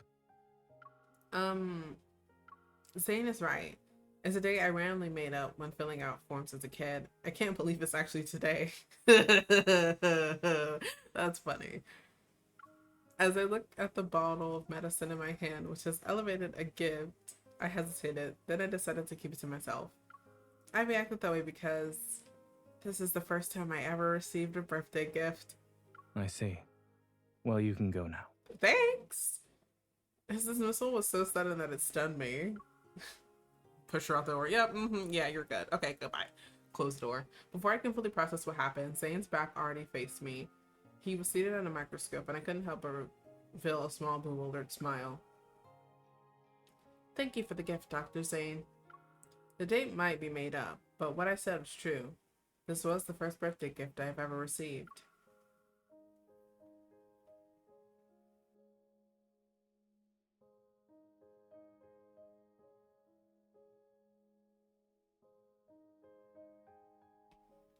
I have a secret. A few years ago, a radiation leak in the lab in the Northern District triggered a wave of psychic disturbances that soon swept over Lincoln City, warping the mind of ordinary people and turning many into violent predators. One bite from these predators was all it took to spread the infection, transforming others in their wake. Fear settled over the city. In an instant, no one felt truly safe. However, I'm immune to this disease. Oh my gosh. Can I speak? Zane discovered this while treating my wound. After that day, I found myself frequently visiting Oxo Clinic to gauge Zane's reaction. But he never said a word about it. He silently protected my secret. Though my frequent visits, I discovered something about the taciturn, seemingly aloof veteran. Zane is also a predator. And just as he kept my secret, I remained silent about his condition. Our shared secrets brought us together at Oxo Clinic. Even though Zane rarely initiated a conversation, he never asked me to leave. So she's just talking to herself? So today, okay. Time flew just like that. Before long, I had to say goodbye to him. Are we saying goodbye to him like now? Dr. Zane? The familiar figure was still hunched over the microscope. I walked into Oxo Clinic with my pet turtle in my arms. Zane tilted his head to glance at me. Neither you nor the turtle appear to be injured. Why are you here? Can I just say that I'm happy to be here? Goodness. I'm leaving. I wanted to say goodbye in person. His hand paused on one of the microscope's adjustment knobs. Zane turned to face me. Where? I'll be heading to the Northern District, the LCBI. Here. I showed him my phone screen with the job offer from the LCBI with its official seal at the bottom. For some reason, he was unusually quiet. Don't look so sad. I'm only moving to the Northern District. I'll still visit you whenever I can. I don't think he's worried about that, to be honest. Give me your hand. Why? The LCBI staff frequently interact with the predators. To ensure their employees don't become one, they conduct routine blood tests. If you want to keep your secret, give me your hand. While I was skeptical, I trusted him. I offered my hand. He quickly brought out a tourniquet and secured it around my arm. How do you know? It wasn't mentioned in the recruitment poster or the job offer. Your turtle is about to fall off the table. Okay, thanks. Even though I knew it was a distraction, I still turned to look. As I reached out with one hand to catch my turtle, Zane swiftly inserted a needle into my other arm. Bright red blood slowly filled the syringe. I couldn't help but crack a joke. They say blood gets predators really riled up. You worked as a veterinarian for years. Has the sight of blood ever made you go into a frenzy? I also heard that some predators have an activator implanted in them. When they enter a frenzied state, finding that activator is the only way to calm them down. Do you have one by chance? Are you certain you want to discuss this while I'm drawing your blood? No. It's not like I have other predator friends to talk to. Don't move. Also, you wouldn't be sitting here asking questions if I lost control that easily. Once he was done taking my blood, he walked to a cabinet, retrieved a few small vials, and returned to his desk to mix something. A few minutes later, he gave me a bottle of capsules. 1 capsule lasts 2 hours. It should be enough to get you through the medical examination. You know, I secretly thought you lacked bedside manners when we first met. If you're looking for a warm, kind-hearted doctor, try the clinic down the street. You might have better luck there. Oh, that won't be necessary. It turns out my first impression was wrong. I have first-hand experience with your care now. It's just, you should smile a little more. You'll look more approachable then. I'm too busy for that. Smiling isn't in my schedule. After tidying up his desk, Zane walked to the building's entrance and flipped the open sign to close the clinic for the day. The sunlight outside was inviting. I sat on the steps by the clinic's entrance and tugged at Zane's sleeve. I gestured for him to join me. Despite his apparent reluctance, he sat down next to me. Aren't you curious about why I want to join the LCBI? Probably not. If you want to tell me, you may. Well, I feel like Lincoln is my home. I grew up here and I want to do something for it. As a bounty hunter, I can only do so much, but as an enforcer, I might be able to make a difference. I raised my hand until my fingers appeared to bridge the gap between the northern and southern districts. I touched the corner of the LCBI building in the distance. The Northern District is 100 times more dangerous than this place. Be careful. I heard from other bounty hunters that you're from the Northern District. Is that you? Yes. I guess we'll eventually run into each other in the Northern District someday. It'll be something to look forward to, Dr. Zane. I love how, like, even in this life and in that life, he's still a doctor. A different type of doctor, but a doctor nonetheless. After that, I was swept up in a whirlwind of work. I barely had a moment to catch my breath. It wasn't until my first vacation that I finally had the chance to return to the Southern District and visit Zane, but he was gone. Oxo Clinic was covered in a thick layer of dust. The aloof doctor vanished into the distant memories of my past just like that. And then we're back to the present. Woohoo! Where he's still gone. Although it's been 5 years, the memories are as crisp and clear as a freshly printed document. Inside Oxo Clinic, everything remains the same. Every piece of furniture and item is in the same spot I remember them being in, all familiar to me like the back of my hand. The investigation comes first. I scan the room, but before I can activate my iris scanner, the door behind me burst open. Who's there? In one swift moment, I draw my gun and turn around. I aim my weapon at the intruder, but he sneers and raises his hand in mock surrender. Really? Enforcer? You can't recognize your own colleagues now. Oh, wait. You're not one of us anymore. With a wave of his hand, the enforcer signaled his teammates. I'm surrounded by a swarm of enforcers with their weapons pointed at me. What do you think you're doing? Are you here to arrest me? Where's your warrant? And who authorized this? As if he's been waiting for me to ask that, the enforcer produces a formal document with an official stamp. The LCBI has evidence of your involvement in smuggling an illegal substance, Frenzy Enhancer. Excuse me? What? I never... This is your termination notice. Your arrest warrant and order to apprehend you were signed by the bureau chief himself. See? Even in this life, she's still, like, way in over her head. Give up. Oh.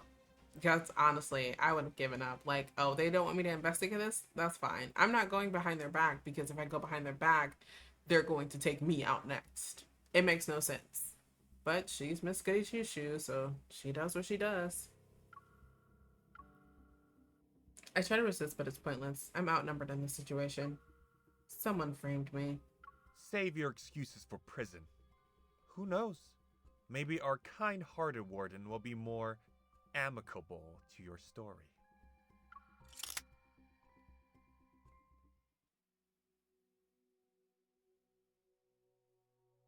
They put me in the predator prison? Excuse me? The LCBI usually interrogates suspects before transferring them to the prison. Throwing me into a cell like this, something's not right. As the theory forms in my mind, I can't help but let out a bitter laugh. First, they shut down my investigation, and then this happens. They must be desperate to cover up their schemes of profiting from the virus. 0905, out! Why? The warden wants you. I mean, you gotta take me out to dinner first. I begrudgingly follow the guard through the long corridor as we make our way to the second floor. I would not last long in this world.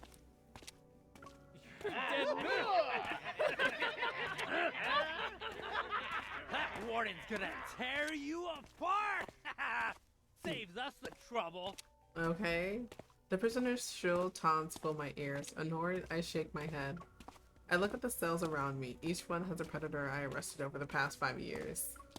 They threw me into a den with my enemies. I guess they want me to disappear without a trace. You're getting on my nerves. Can't you all just shut? A bone-chilling cold suddenly surges up from the ground. It's as if everything is frozen in place, yet I can move around freely. The shouting around me has stopped, but I don't know when that happened. On the second floor's corridor of the prison, a tall figure stands in the darkness. His face is obscured. Silence! A biting chill permeates the air as the prisoners are frozen in thick layers of ice. This is the punishment for not learning to keep your mouth shut. I didn't even know Zane could yell like that. I was stunned. Take her to my office. He could have said now. He turns and leaves. I only catch a glimpse of his retreating figure. But somehow I know it's Zane, is what I would say. But that's all I need to recognize who he is. Oh, okay, she got it. Zane? Why is he here? He got a job, just like you, sister. I mean, listen, who's to say that a veteran can't have multiple avenues of revenue? You shackled me to this chair. I can't move even if I wanted to. Back answer, and then he comes in. He said, "What do you think you're doing?" I listen closely as the guard footsteps fade away. Once I know he's gone, I quickly twist my wrist and free myself from the restraints. He really made sure they were tight. My wrists are killing me. This chair is as comfortable as a rock. My eyes are drawn to the leather chair behind the desk. Without hesitating, I turn around to make myself comfortable. I cross my legs as I sit. Now, this is better. Zane's office. Large stack of files are meticulously arranged on the desk by size. A few loose papers are perfectly aligned at the corners. They're held in place with a paperweight. My right hand can easily reach the pen holder because of its current position. As I sit there, I can almost imagine Zane's workday. From veterinarian at Oxo Clinic to warden. Looks like he found himself his own path during the 5 years. I wheel the chair between the bookshelves and scan the contents. Amongst the tomes is a small box. It sticks out like a sore thumb. Are these candies? Just as I lean in to get a closer look, footsteps resound outside the door. I rush back to my original chair and pick up the discarded restraints. Panicking, I try to put them back on so it looks like I never moved. But I'm a second too late. As Zane walks into the office, he sees him in the middle of wrapping the heavy restraints around my arms. You know how embarrassing that is? It's just like, I swear my hand was just in here. What are you doing? What does it look like I'm doing? I'm putting my hand back into my restraint. I'm helping you to check to see if these are working properly. What about you? Why are you here? Being a veterinarian didn't work out, so you became a warden instead? To mask my guilt, I decided to go on the offensive and question Zane first. I suppose it's also difficult to be an enforcer, since you switched career paths. I see prison happened to be our first choice. Hey, listen, I just got fired today, okay? And I didn't even get fired because of my own fault. Someone framed me. Zane walks to the desk and methodically empties the evidence bag. My enforcer badge and phone emerge. He then retrieves a file box from the bookshelf and places its contents on the desk. You smuggled Frenzy Enhancer. I wish. The life of an enforcer is more exciting than I imagined. I take 2 steps forward and close the file. I was framed. I've never done stuff like that. The LCBI procedures are strange this time around. They never presented any evidence or witnesses. I didn't even get interrogated. When the charges, evidence, and witnesses are fabricated, presenting them is almost pointless. As for these irregularities you spoke of, to a majority of people who are unfamiliar with these procedures, it would appear the LCBI is eager to punish a law-breaking employee. They can easily spin this story to the public as them responsibly cleaning house. So, are you siding with the LCBI warden? You don't plan to release me. I had no idea a person's guilt could be decided so easily. I'm impressed with the justice system's efficiency. I deliberately say each word slowly, defiant. I furrow my brow and lock eyes with Zane.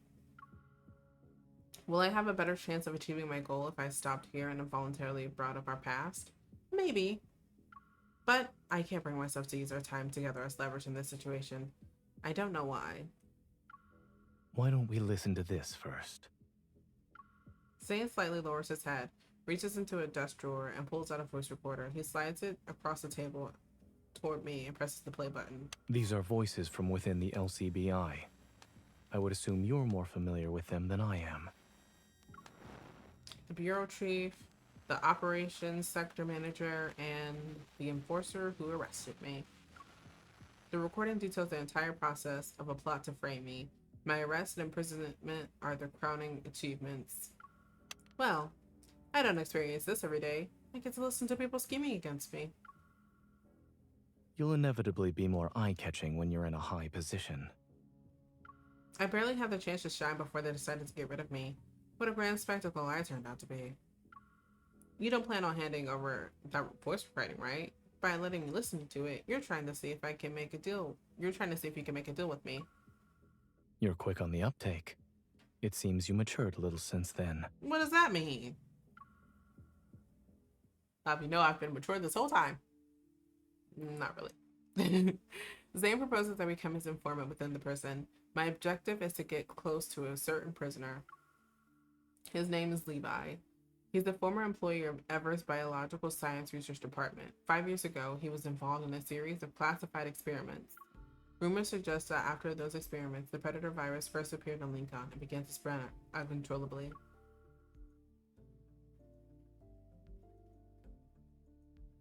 You need to obtain a list of personnel from him. It will ideally name everyone involved with the classified experiments. I believe that with your investigation skills, gaining his trust shouldn't pose much of a challenge. Once you complete this task, I can either clear your name or create a fake identity so you can leave Lincoln City. The choice is yours. I would go with the fake identity, but as long as you come with me, because like I don't want to go by myself. Noticing my hesitation, Zane sits down and slides the voice recorder towards me again. I could simply give you this and let you walk out. However, the people targeting you won't give up so easily. That much is true. You might have the misfortune of getting more than just a prison sentence next time. What if I told everyone that the warden is a predator and he's secretly running a prison filled with other predators? I know it's an empty threat, but I can't help but push my luck. Go ahead. Let's see who they're more likely to believe. The warden, or a prisoner accused of smuggling Frenzy Enhancer. I don't have any other choice but to agree. I don't really have a choice, huh? You're less like a doctor and more like a wolf wearing a white coat. He's not wearing a white coat. Thank you. I'll take that as a compliment. I take the voice recorder. My frustration is obvious as I rack my brain for a way to gain the upper hand in this conversation. We'll discuss what happens after our duel once I've succeeded. If you want my help, then you should let me set some conditions. So long as they're within my jurisdiction, we can discuss them. In that case, I want a private cell. I want to freely move around. I want special meals at night. I want my pet turtle. I want my turtle. I want you to bring my pet turtle here. Sure, it'll live for a long time, but that doesn't mean it can survive without food and water. I also don't have anyone who can take care of it in my place. All right. Listen, I don't care about special meals. I don't care about freely moving around. And I don't care about a private cell, to be honest. As long as I get my pet turtle, I'm fine. And maybe a private cell. Oh, so I have to do all of this. Okay, well, you know what? Listen, I said I wanted a private cell. I want a private cell, preferably one quietly tucked away in a corner. Away from the other predators that I've put in jail. Zane rubs his fingers as if to contemplate. I don't know if I'm imagining things, but I can see a hint of amusement playing at the corners of his mouth. All right. Keeping you away from the other inmates will lower the chances of any incidents occurring by 50%. Thank you, Zane. I'm the textbook example of a law-abiding citizen. I would never stir up trouble on purpose. Perhaps. However, when self-defense is involved, I'm afraid that's another story. He's right. Ugh, why can't I just pick those two and be done with it? Aside from the usual prison stuff, I want to freely move around. What will you do with this freedom? I don't know. Go to McDonald's, I guess? I narrow my eyes and reveal a mischievous smile. I can do a lot of things. Maybe I'll walk around when I'm bored, or I'll secretly observe the warden all day. I'm afraid you'll be disappointed. My workday isn't exactly riveting. Considering our need to monitor certain individuals, however, I suppose I could allow it. Whether or not the guards will cooperate, it's hard to say. I mean, I could just be like, oh my gosh, I'm so love struck. I just want to watch Zane all day. What are they going to do? Tell me no? He already said that I could do it.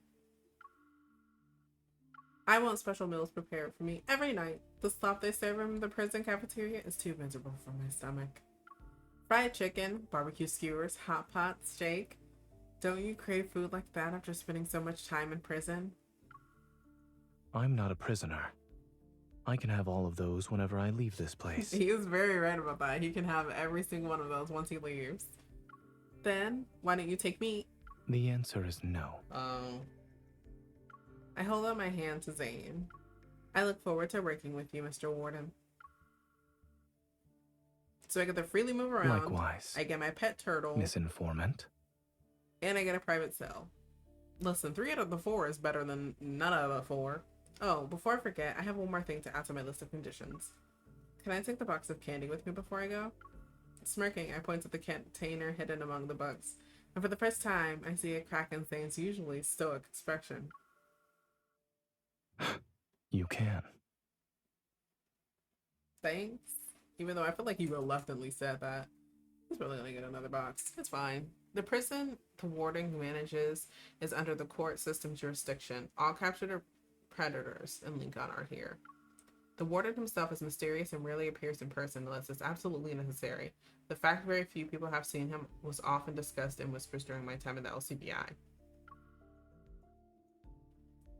Now that I think about it, his reputation for being mysterious and rarely appearing probably stems from 2 things.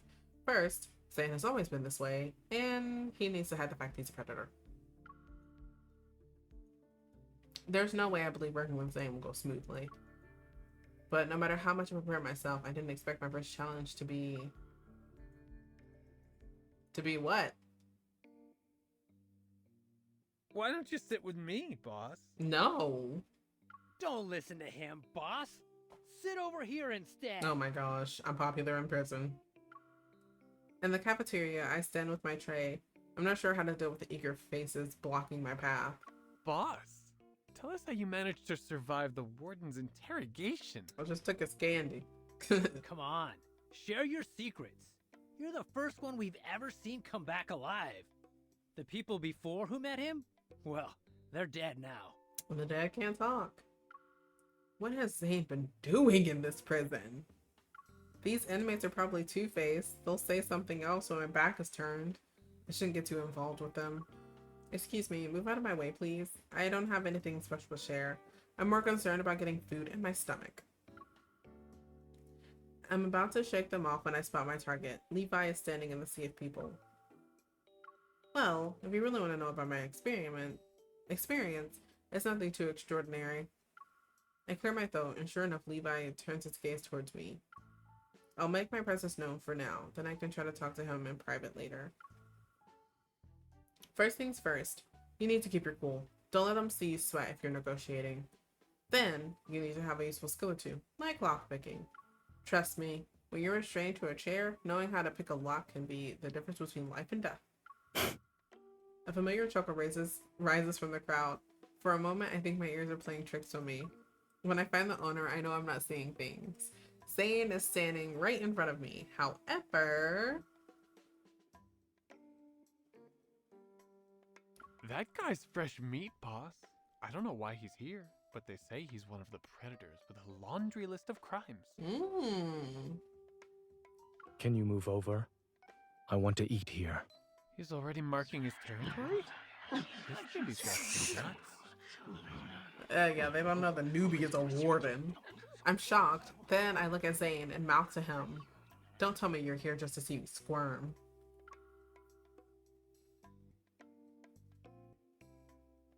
Zane glances in my direction, but he doesn't respond. Instead, he calmly navigates through the crowd and sits next to me. He starts eating his meal as if he doesn't have a care in the world. Alright, show's over. Beat it. I need to talk to our new friend here. You're doing well behind bars. As expected of an enforcer. Well, I have someone's notorious reputation to thank for that. One quick trip to the office put me above everyone else. Are you referring to those... rumors? They're nothing more than necessary deterrents against the predators. I'm about to chuckle at his remark when I notice Levi is still watching me. I quickly compose myself and look at Zane with a stern expression. He knows who you are. You're the renowned enforcer from the LCBI. The media covered your exploits in apprehending the predators. Oh, then did you watch the reports? There were so many of them. It was hard not to. I bet the headlines are only talking about the murder of that councilman now, though. I observe Zane's face to see if there's any sort of reaction. Unsurprisingly, he remains unfazed. He doesn't even pause in his meticulous efforts to remove every last carrot from his meal. Even in this life, he still hates carrots. So, even the high and mighty warden is a picky eater. Food preferences aren't limited by one's rank. Be honest with me. Why are you interested in that list of personnel? Does it matter to you? To me personally, no. To her personally, maybe. Of course, we're working together, so we should at least be honest with each other. You seem to know everything about me, but I'm in the dark when it comes to you. This kind of one-sided partnership doesn't inspire confidence. Zane sets down his chopsticks, and his expression becomes solemn. I need to recover the solution that can cure the predators of their disease. Long before everything began, the lab researching protocore veins had already discovered it might be the cause. The formula for the solution was also nearly complete. It was when Ever stepped in and conducted those secret experiments that the radiation leak occurred, along with the theft of the formula. So you believe the culprit is involved with those experiments? Zane nods. It's possible, but how do you know all this? I was one of the researchers. Huh? Did my honesty put you at ease? My chopsticks freeze in midair as I'm about to eat. I'm stunned by this bombshell that was casually dropped. My brain short circuits for a moment. Gathering my thoughts, I brace myself. I try to ask more questions while pretending to be calm. So the murders of those officials and businessmen who profited from the predator virus were also because... Lunchtime's over. You certainly became quite the investigator. Wait, one last question. As he gets up to leave, I grab the hem of his shirt. What shirt? He doesn't have one on. Why are you pretending to be a prisoner? It's because my informant seems to have made a few enemies here. That's not my fault? Question mark?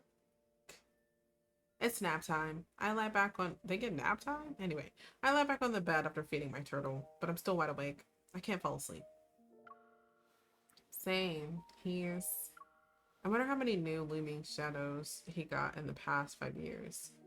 I'm not sure if he's still the person I once knew so well. I wouldn't say that she knew him that well, to be honest. No offense. Question mark? What's his goal? Will he use the solution to save people? I mean, I think that's what he said, right? Would it be naive of me to assume that maybe he wants to profit from this too? I wouldn't think that of Zane. Restless and anxious, I toss and turn in bed. Something under my pillow digs into my cheek. I lift up my pillow and find the box of candy I took from Zane's office. It's tasty. As the sweetness floods my mouth, my suspicion about him slowly melt away. Someone with a sweet tooth can't be a villain, right?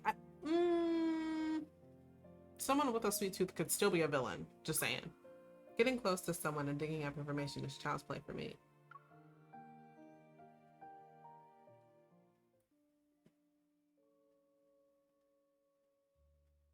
Ooh, I survived my first day. It's yard time. In the surveillance camera's blind spot, I rub my wrist and nudge the predator inmates I took down a side with my foot. Then I extend my hand to Levi, who's huddled in the corner. Alright, I dealt with all of them. You can get up now. I notice the sirens he's trying to hide. Chuckling, I take it from him and turn it over in my hands. Frenzy Enhancer. One shot turns a predator into a raging powerhouse. It's the go-to choice for a prison break. Giving out Frenzy Enhancer in prison? You live up to your reputation for being an ever employee.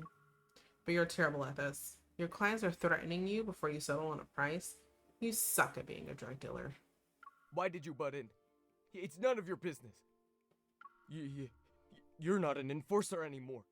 You have no right to touch me. Of course I won't lay a finger on you, but... I turn Levi around and direct his attention to Zane, who's sitting nearby. The same can't be said about him. Did you know? He got himself thrown in here so he can kill you. As Zane looks over, I meet his gaze and silently urge him to play along with the story I made up to win Levi's trust. Just give him a menacing look. I don't know.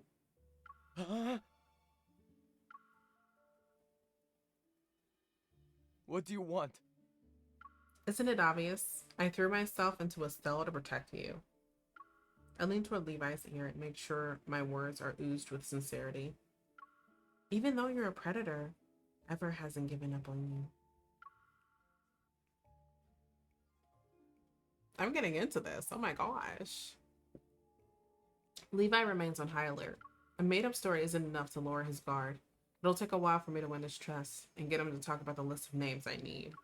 Meanwhile, Zane uses his authority as warden and orders a crackdown on Frenzy Enhancer in the prison. He's subtly pushing Levi into a corner. I bide my time. It won't be long until Levi comes to me. However, I didn't anticipate things to go the way they did. Don't tell me he gets taken out of the game. What's going on over there? Someone's trying to break out with Frenzy Enhancer. Again. That stuff is bad. I tried it once and nearly lost it. I almost turned into a monster, you know? Luckily, I managed to keep it together. He sounds excited about that. He's like, He's like that. He's like that meme. I wish I could put a meme up here, but I can't. And I don't know what it's called, so I can't even remember it. But you know it. You'll know it and you can see it. I'm about to ignore the whole thing until I see Zane standing in the crowd. I hesitate before deciding to approach him. As I get closer, bone-chilling cold envelops me. A shiver runs down my spine. What is that hiding? Is he the one trying to get out? Oh. A razor-sharp icicle erupts from the ground and impales the inmate, driven insane by the imprising enhancer. A swarm of prison guards rush to the scene with weapons and riot shields. They quickly form an impenetrable barrier around the exit. Zane glances at the predator lying on the ground. Then his gaze shifts to the one still standing. Whose side are you on? Are you one of us? Or just a puppet? If you're on our side, then why the hell are you killing your fellow predators? It's a good question. I swear, I'm getting out of here today. Whatever it takes. I'm glad you like being in a body bag. The frenzy inmate injects the frenzy enhancer into his neck. He can't handle the violent stimulation and is overwhelmed by the sudden surge of strength. He falls to his knees, but in the next second, it's as if invisible force yanks him up. Like a zombie, he lunges at Zane.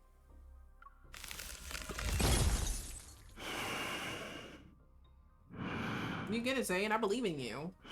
They're dead. They're dead. All the predator's inmates have backed away. It leaves Zane alone as he stands in the grisly scene of ice and blood. Wary surprise and murderous gazes are fixed on Zane. The air crackles with tension. He could become the target of their collective wrath at any moment. A voice inside me screams that I have to get him out. I can't leave him here. Zane. When Zane sees me, his emotionless expression flickers for a moment. Don't just stand there. That's what I should be telling you! I grab his wrist and pull him away from the chaotic mess.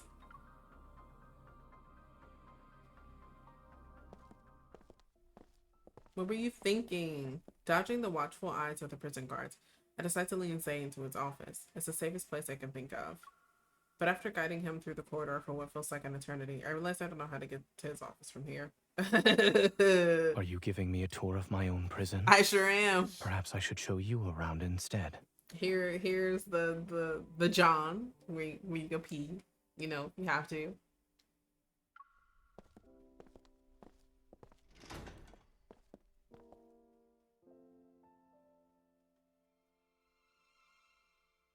It's late.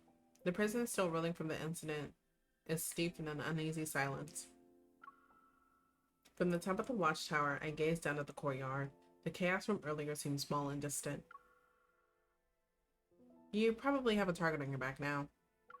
Everyone will be watching you and waiting for an opportunity to strike. I'm not in the mood to appreciate the night scenery. Instead, I lean against the railing as I look at Zane. And by dragging me away in front of everyone, you're in the same boat as me. No, he's right, actually. I am. But I'm close to getting my hands on that list. This whole thing will be over soon. In that case, congratulations. You'll be free soon. I shake my head. There's no real freedom here. The city before us is like a scale model. The northern and southern districts are divided by us, two distinct cages within the same skyline. Zane, is there a place you'd like to see? Have you ever thought about leaving Lincoln? No. Although I had a feeling he'd say that, hearing it makes me warily smile. You have a knack for shutting down conversations. It's quiet for a bit. Then I take a step toward him. My feet touch Zane's shadow. When this is all over, do you want to leave with me? Where do you want to go? Anywhere. I haven't really thought about it that much, but I know I won't be staying in Lincoln. Maybe I'll head to a small remote town. It'll be a place without any predators. As I ponder this, Zane asks another question. What do you think the LCBI will do once they catch the serial killer they've been chasing after for 5 years? They're gonna put him 6 feet into the ground. Interrogation, detention, trial, and conviction. The specific charges would determine the final outcome. I imagine it won't end well for him. But the LCBI is full of cowards. I'm the only one who dared to go after you. Is that so? I don't know the answer. I noticed a slight downcast gaze and realized something. I might not be able to take him with me. I look away and gaze at the southern district and the distance where Oxo Clinic is located. Do you want to end this as a guilty man? Or would you rather leave your past behind and start anew? He doesn't answer, or maybe his response is carried away by the wind that howls around us. I said this when I did Silas's, but I would love for this to just be like a spin-off game. I need it. There's so much lore here. After the small riot, Zane and I become the most feared individuals in the entire prison. Levi should have felt the same way. However, the rapport we built over the past few months was what solidified his trust in me. Maybe seeing Zane kill a predator got to him. The next morning, he gave me the list of names I was after. And just like that, I finished my task. At lunch, I place a carrot on Zane's tray. It's a signal we agreed upon. Yeah, as we sit across from each other, I find myself wishing our farewell could be delayed for a little longer.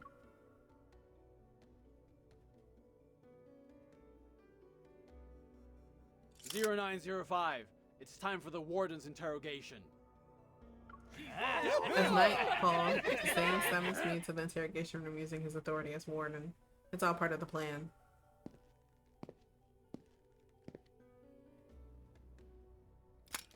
Once the guard's footsteps fade, I easily slip out of my restraints again. There are rumors about me escaping the warden's interrogation unscathed, but this is my first time in the interrogation room. While waiting for me, I pace back and forth. My attention is drawn to the array of interrogation tools mounted on the walls. No wonder Zane has such a fearsome reputation. He has a wide variety of gadgets. Handcuffs, whips. What is this? I haven't seen anything like this before. He's been listening to too much Rihanna. It's a who? I turn around and see Zane standing right behind me. He had entered the interrogation room without making a sound. It's typically used to clamp a prisoner's fingers, so it can inflict intense pain. That was a different type of clamp that I was thinking of. Okay. What's a not typical use for it? It can be hung on the wall as a decoration. Get out of my face, Zane.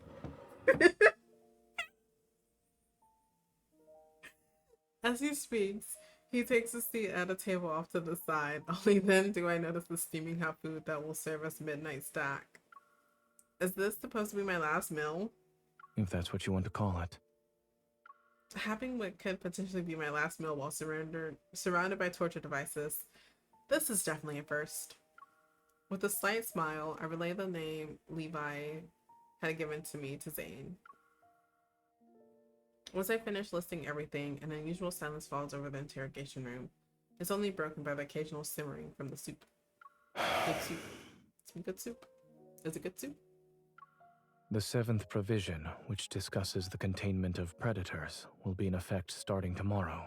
What does that mean? Certain predator organizations have already issued warnings about their retaliation. In other words, Lincoln can no longer be considered a safe place after tomorrow. I'll wait until the chaos dies down before... You need to leave before then. What I was about to say dies in my throat. I sigh, nod, and swallow the rest of my words. If I abruptly leave, the inmates will think I died during the warden's interrogation. I'll fabricate a plausible charge for you. 5 years ago, I never could have imagined that I'd leave Lincoln as a criminal. Back then, I blink.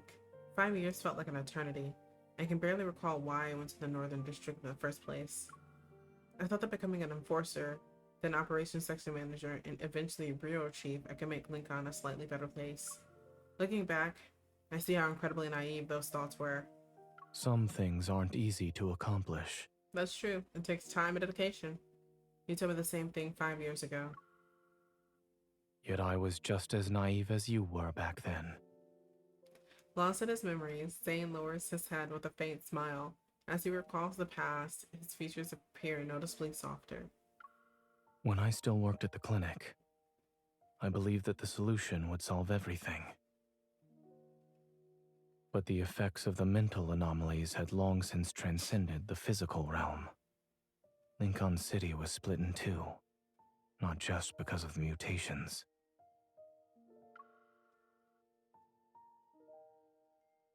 Is that why you chose to become a warden? I pick up my drink and gently clink it against the rim of Zane's glass. To who we were 5 years ago. To who we were 5 years ago.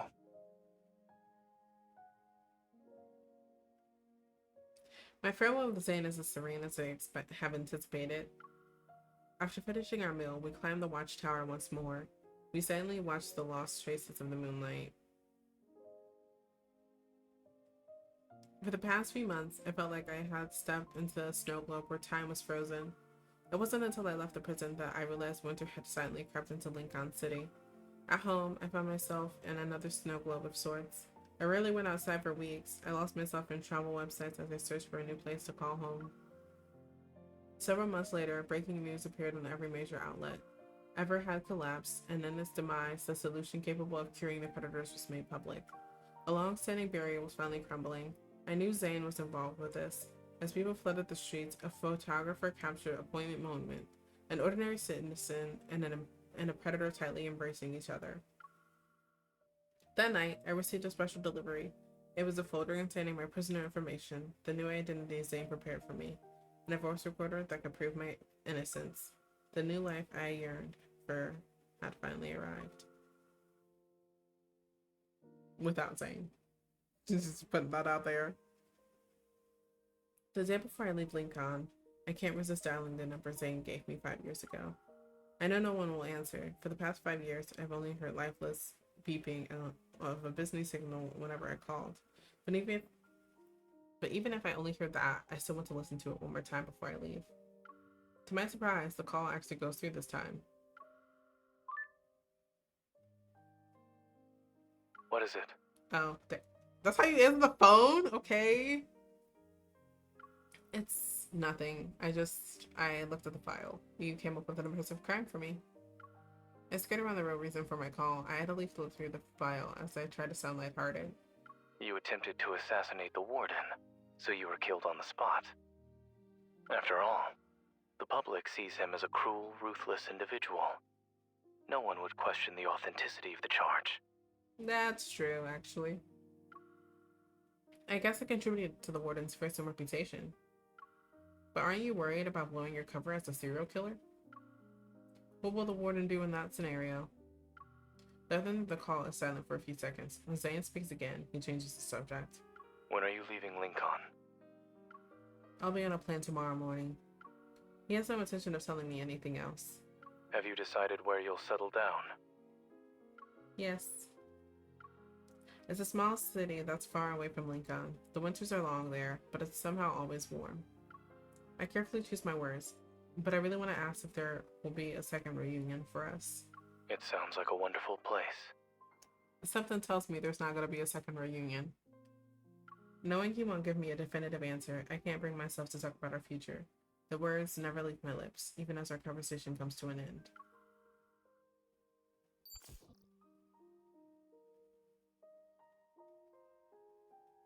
My flight has been delayed until this evening. Thanks to the delay, I got a call from my ex-subordinate.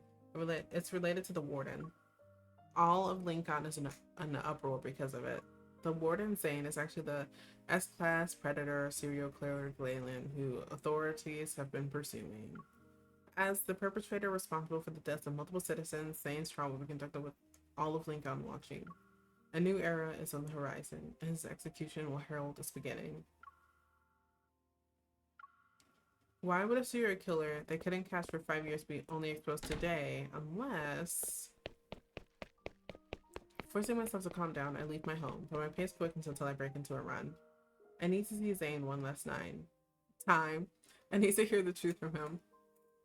As I keep reading, my vocabulary is getting worse. I need to know, can he actually end everything without regrets? Something tells me the answer is going to be no. While I'm no longer an enforcer, flashing my own badge is enough to get me past the unsuspecting guards. I navigate through the prisoners' corridors on a path I've walked countless times before. I make my way up to the second floor. Zane has shut himself away in the interrogation room. It's the very same one where we said goodbye.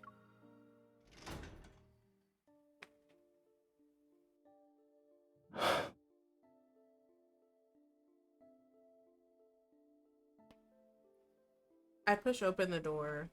What? There we go. I was like, wait a minute, I just saw it. I push open the door, and there he is, that familiar figure I haven't seen in a long time. Hearing me enter, he turns around. Surprise flashes across his face before his typical calm demeanor appears. I recall you saying you'd be on a plane this morning. So he deliberately waited until it was evening to release the news. That way I wouldn't find out. Your presence here means my plan failed. A little bit. Your plan? My throat tightens. I'm not sure if what I feel is anger, but my fists are so tightly clenched that they start to hurt. You never intended to survive this. You've been planning to end it all, including yourself. Every TV channel, newspaper, and radio station is announcing it. A new era will arrive with the breaking dawn. Isn't that one of his myths' name? I'm like almost positive. Almost positive. Lincoln is being set on the correct path. The murders and crimes of the past must also be eliminated. You could just leave with me. They don't have to find you. They could be searching forever, bruh. I thought you, as an enforcer, would understand that criminals must be punished for their past deeds. Not when the criminals are doing it for the greater good. The criminals have been punished. The predators and ordinary people will get to live in peace, and Lincoln will be ushered into a new era. But what about you?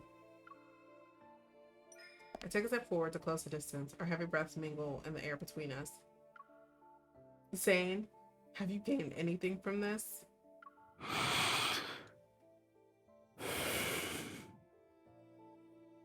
She gonna keep walking closer to him? He doesn't answer. I take another step. Don't you want anything in this life? Stop talking about Lincoln, the virus, and the solution. What I want to know is related to you, Zane. Have you ever wanted anything for yourself? Are you here because you wanted to ask me that question? I'm getting into this. A little too into this, but like, listen, that's the emotion that you gotta have when you're having this kind of talk with a person. What if I say yes? Can you answer me then? I look up at him. We're so close to each other that our shadows merge into one. He's about to go into a frenzy, girl. Anyway, he's about to go into a frenzy, girl. Run away. I'm about to take another step when Zane suddenly furrows his brow. Grimacing, he turns away.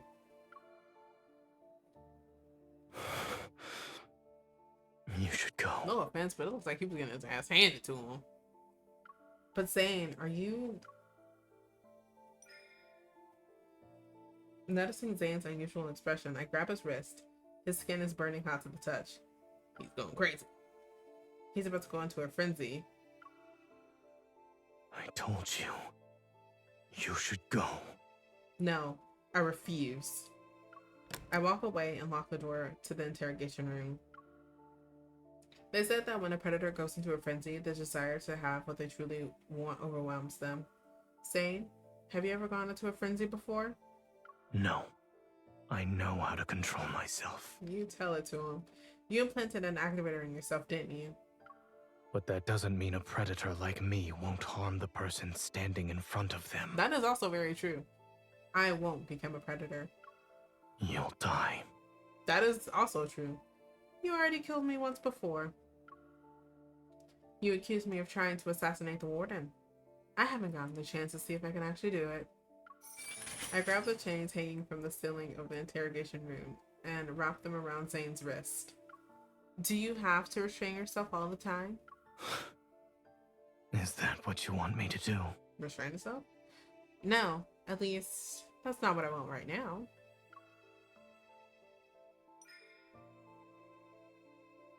I take the muzzle from the wall and secure it around Zane's neck.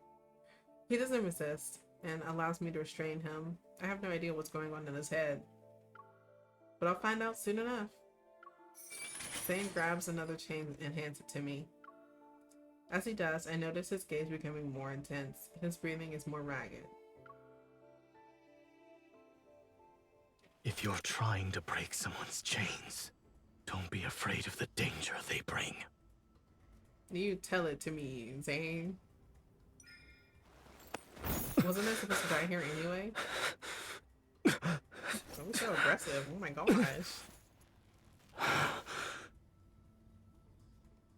Girly. This isn't a game. Do I have to do it again? Nope. Listen. This isn't a game. The last time I didn't do that, I almost got taken out of the game way too soon. I don't know what I'll do to you. I don't think she knows either at this point.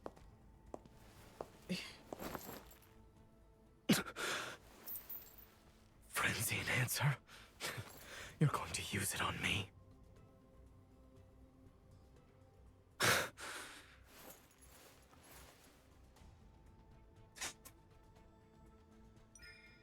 What if I waited? What would have happened? Like, would they do anything? Would we just be here standing looking at him like, hey, you gonna do something? Did he just bust out of his... Sir...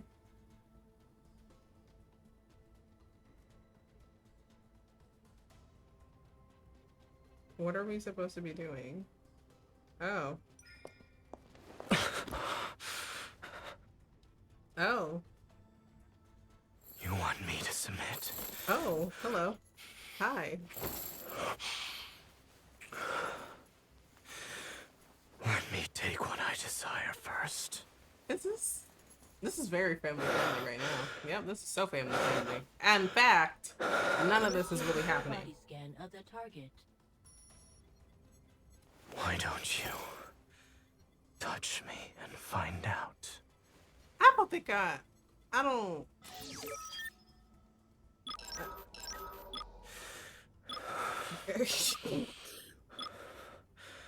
Are you going through the motions? Or are you toying with me? Zane, calm down. I mean, Galen, calm down. What will you do next? Are we... Ma'am! Oh my god, my eyes. Did she just draw a question mark on his nipple? Don't stop.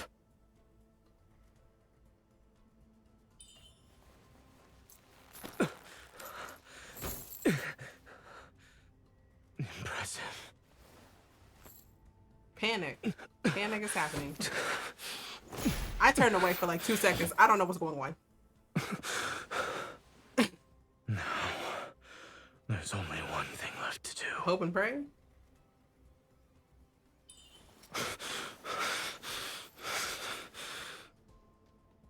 Become my prisoner.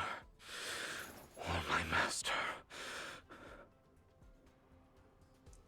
Sir. Is it too late to, like, go home? You can never leave me.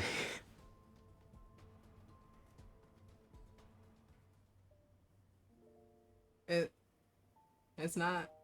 Can I go home now? Winter returns once more.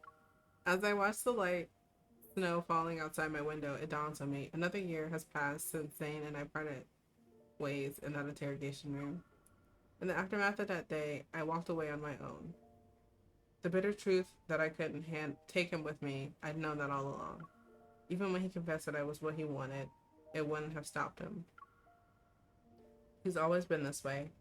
Deep down, I've known it from the start. After moving to the small town, I severed almost all ties with Lincoln City. I made a conscious effort to avoid any news about him. I convinced myself that if I didn't see anything about him, I wouldn't think about him anymore. Then, this morning, someone told me that a new doctor in town had opened a small clinic called Oxo just a few blocks away. I rushed home, snatched my pet turtle from its cozy sunbathing spot. The turtle didn't do anything in the situation. Leave the turtle! And dashed off to Oxo. Imagine you're the turtle just sunbathing, and the next thing you know, your owner's just ripping you out of your sunbathing spot and like, yeah, we gotta go. You're like, excuse me, I wasn't done. Turns out it's some John who's running this house. Could you imagine she gets all the way down here and it's just like some random person? running. And he's like, oh yeah, I got Oxo. I looked it up online. I was like, oh, this is a neat name. After a year apart, the silhouette I yearned for is finally before me once more. Are they gonna hug? What is it? Is that what you say after seeing me after a year? Oh my gosh.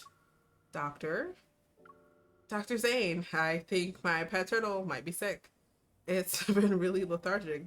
It doesn't even want to sunbathe anymore. Can you take a look at it? Trying to hide the fact that I'm breathless from my sprint, I stand in front of him. My gaze lands on his face. Miss, this clinic only treats human patients. I see. Well, I am lethargic and cannot go to my sunbathing spot. Detecting a hint of amusement in his face, I can't help but mirror his smile. Oh, well, I think I'm coming down with something. Would you mind giving me a checkup?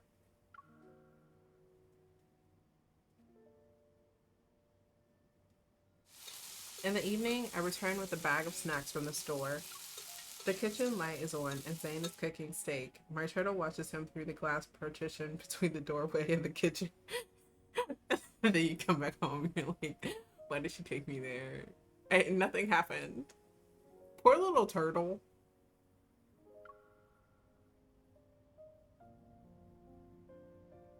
I'm home. I peek into the kitchen. Zane stops what he's doing and faces me. So, like, are they moved in together? Because I would love that for them. You can cut the cake. It's on the dining table. You have cake? What's the occasion? I walk over to the dining table where a freshly baked cake sits.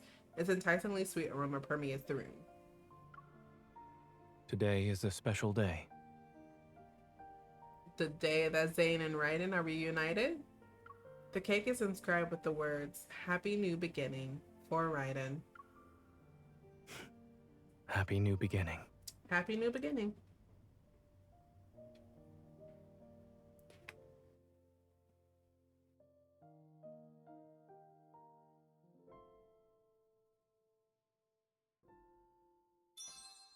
I know that the 100% is going to get me with the kindled version with the happy ending, but I'm with the bad ending, but I'm not doing that. I'm really not. I'm not doing that. I love how I keep saying I'm not doing it. Not on stream, no. Because I did that with Silas's, and I was like, oh, what if I do this? And it said, you shoot him. And I said, huh? I what? But like, what happens if I don't turn off his activator? I'm gonna have to go through that whole thing again. Okay, we'll do it. I love how I said I'm not doing it, and then immediately I'm like, yep, I'm doing it. We can start from the kindled, and then it'll lead us to the one. Oh wait, but that means I have to let him bite me.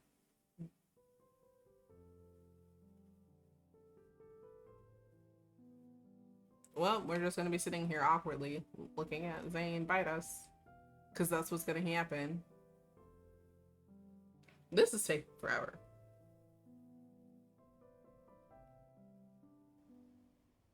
If you're trying to break someone's chains, don't be Should afraid I of just the put it in danger auto? We're they gonna put it bring. in auto.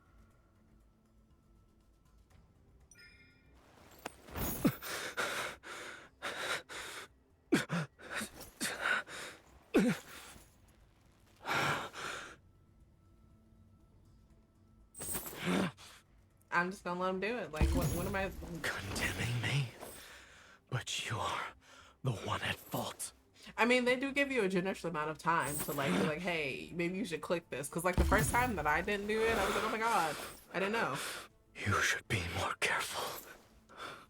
I feel like this is a crime to look at this. You still Was want he just to like get trying to bite closer? my face? What happens? I'm intrigued, but I'm also not. As my conscience begins to fade, I feel a searing kiss on my lips.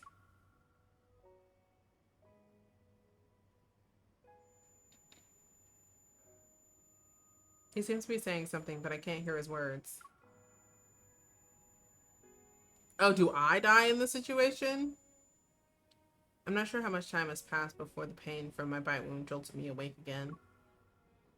I find myself alone in the interrogation room. Zane is gone. Is that the ending? Unable to find him, I have no choice but to leave the prison.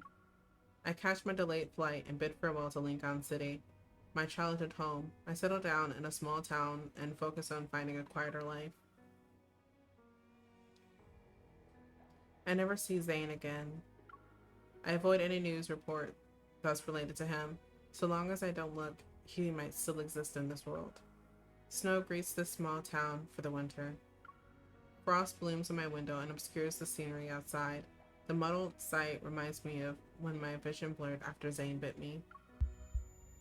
Suddenly I recall what Zane said to me in the interrogation room. Goodbye.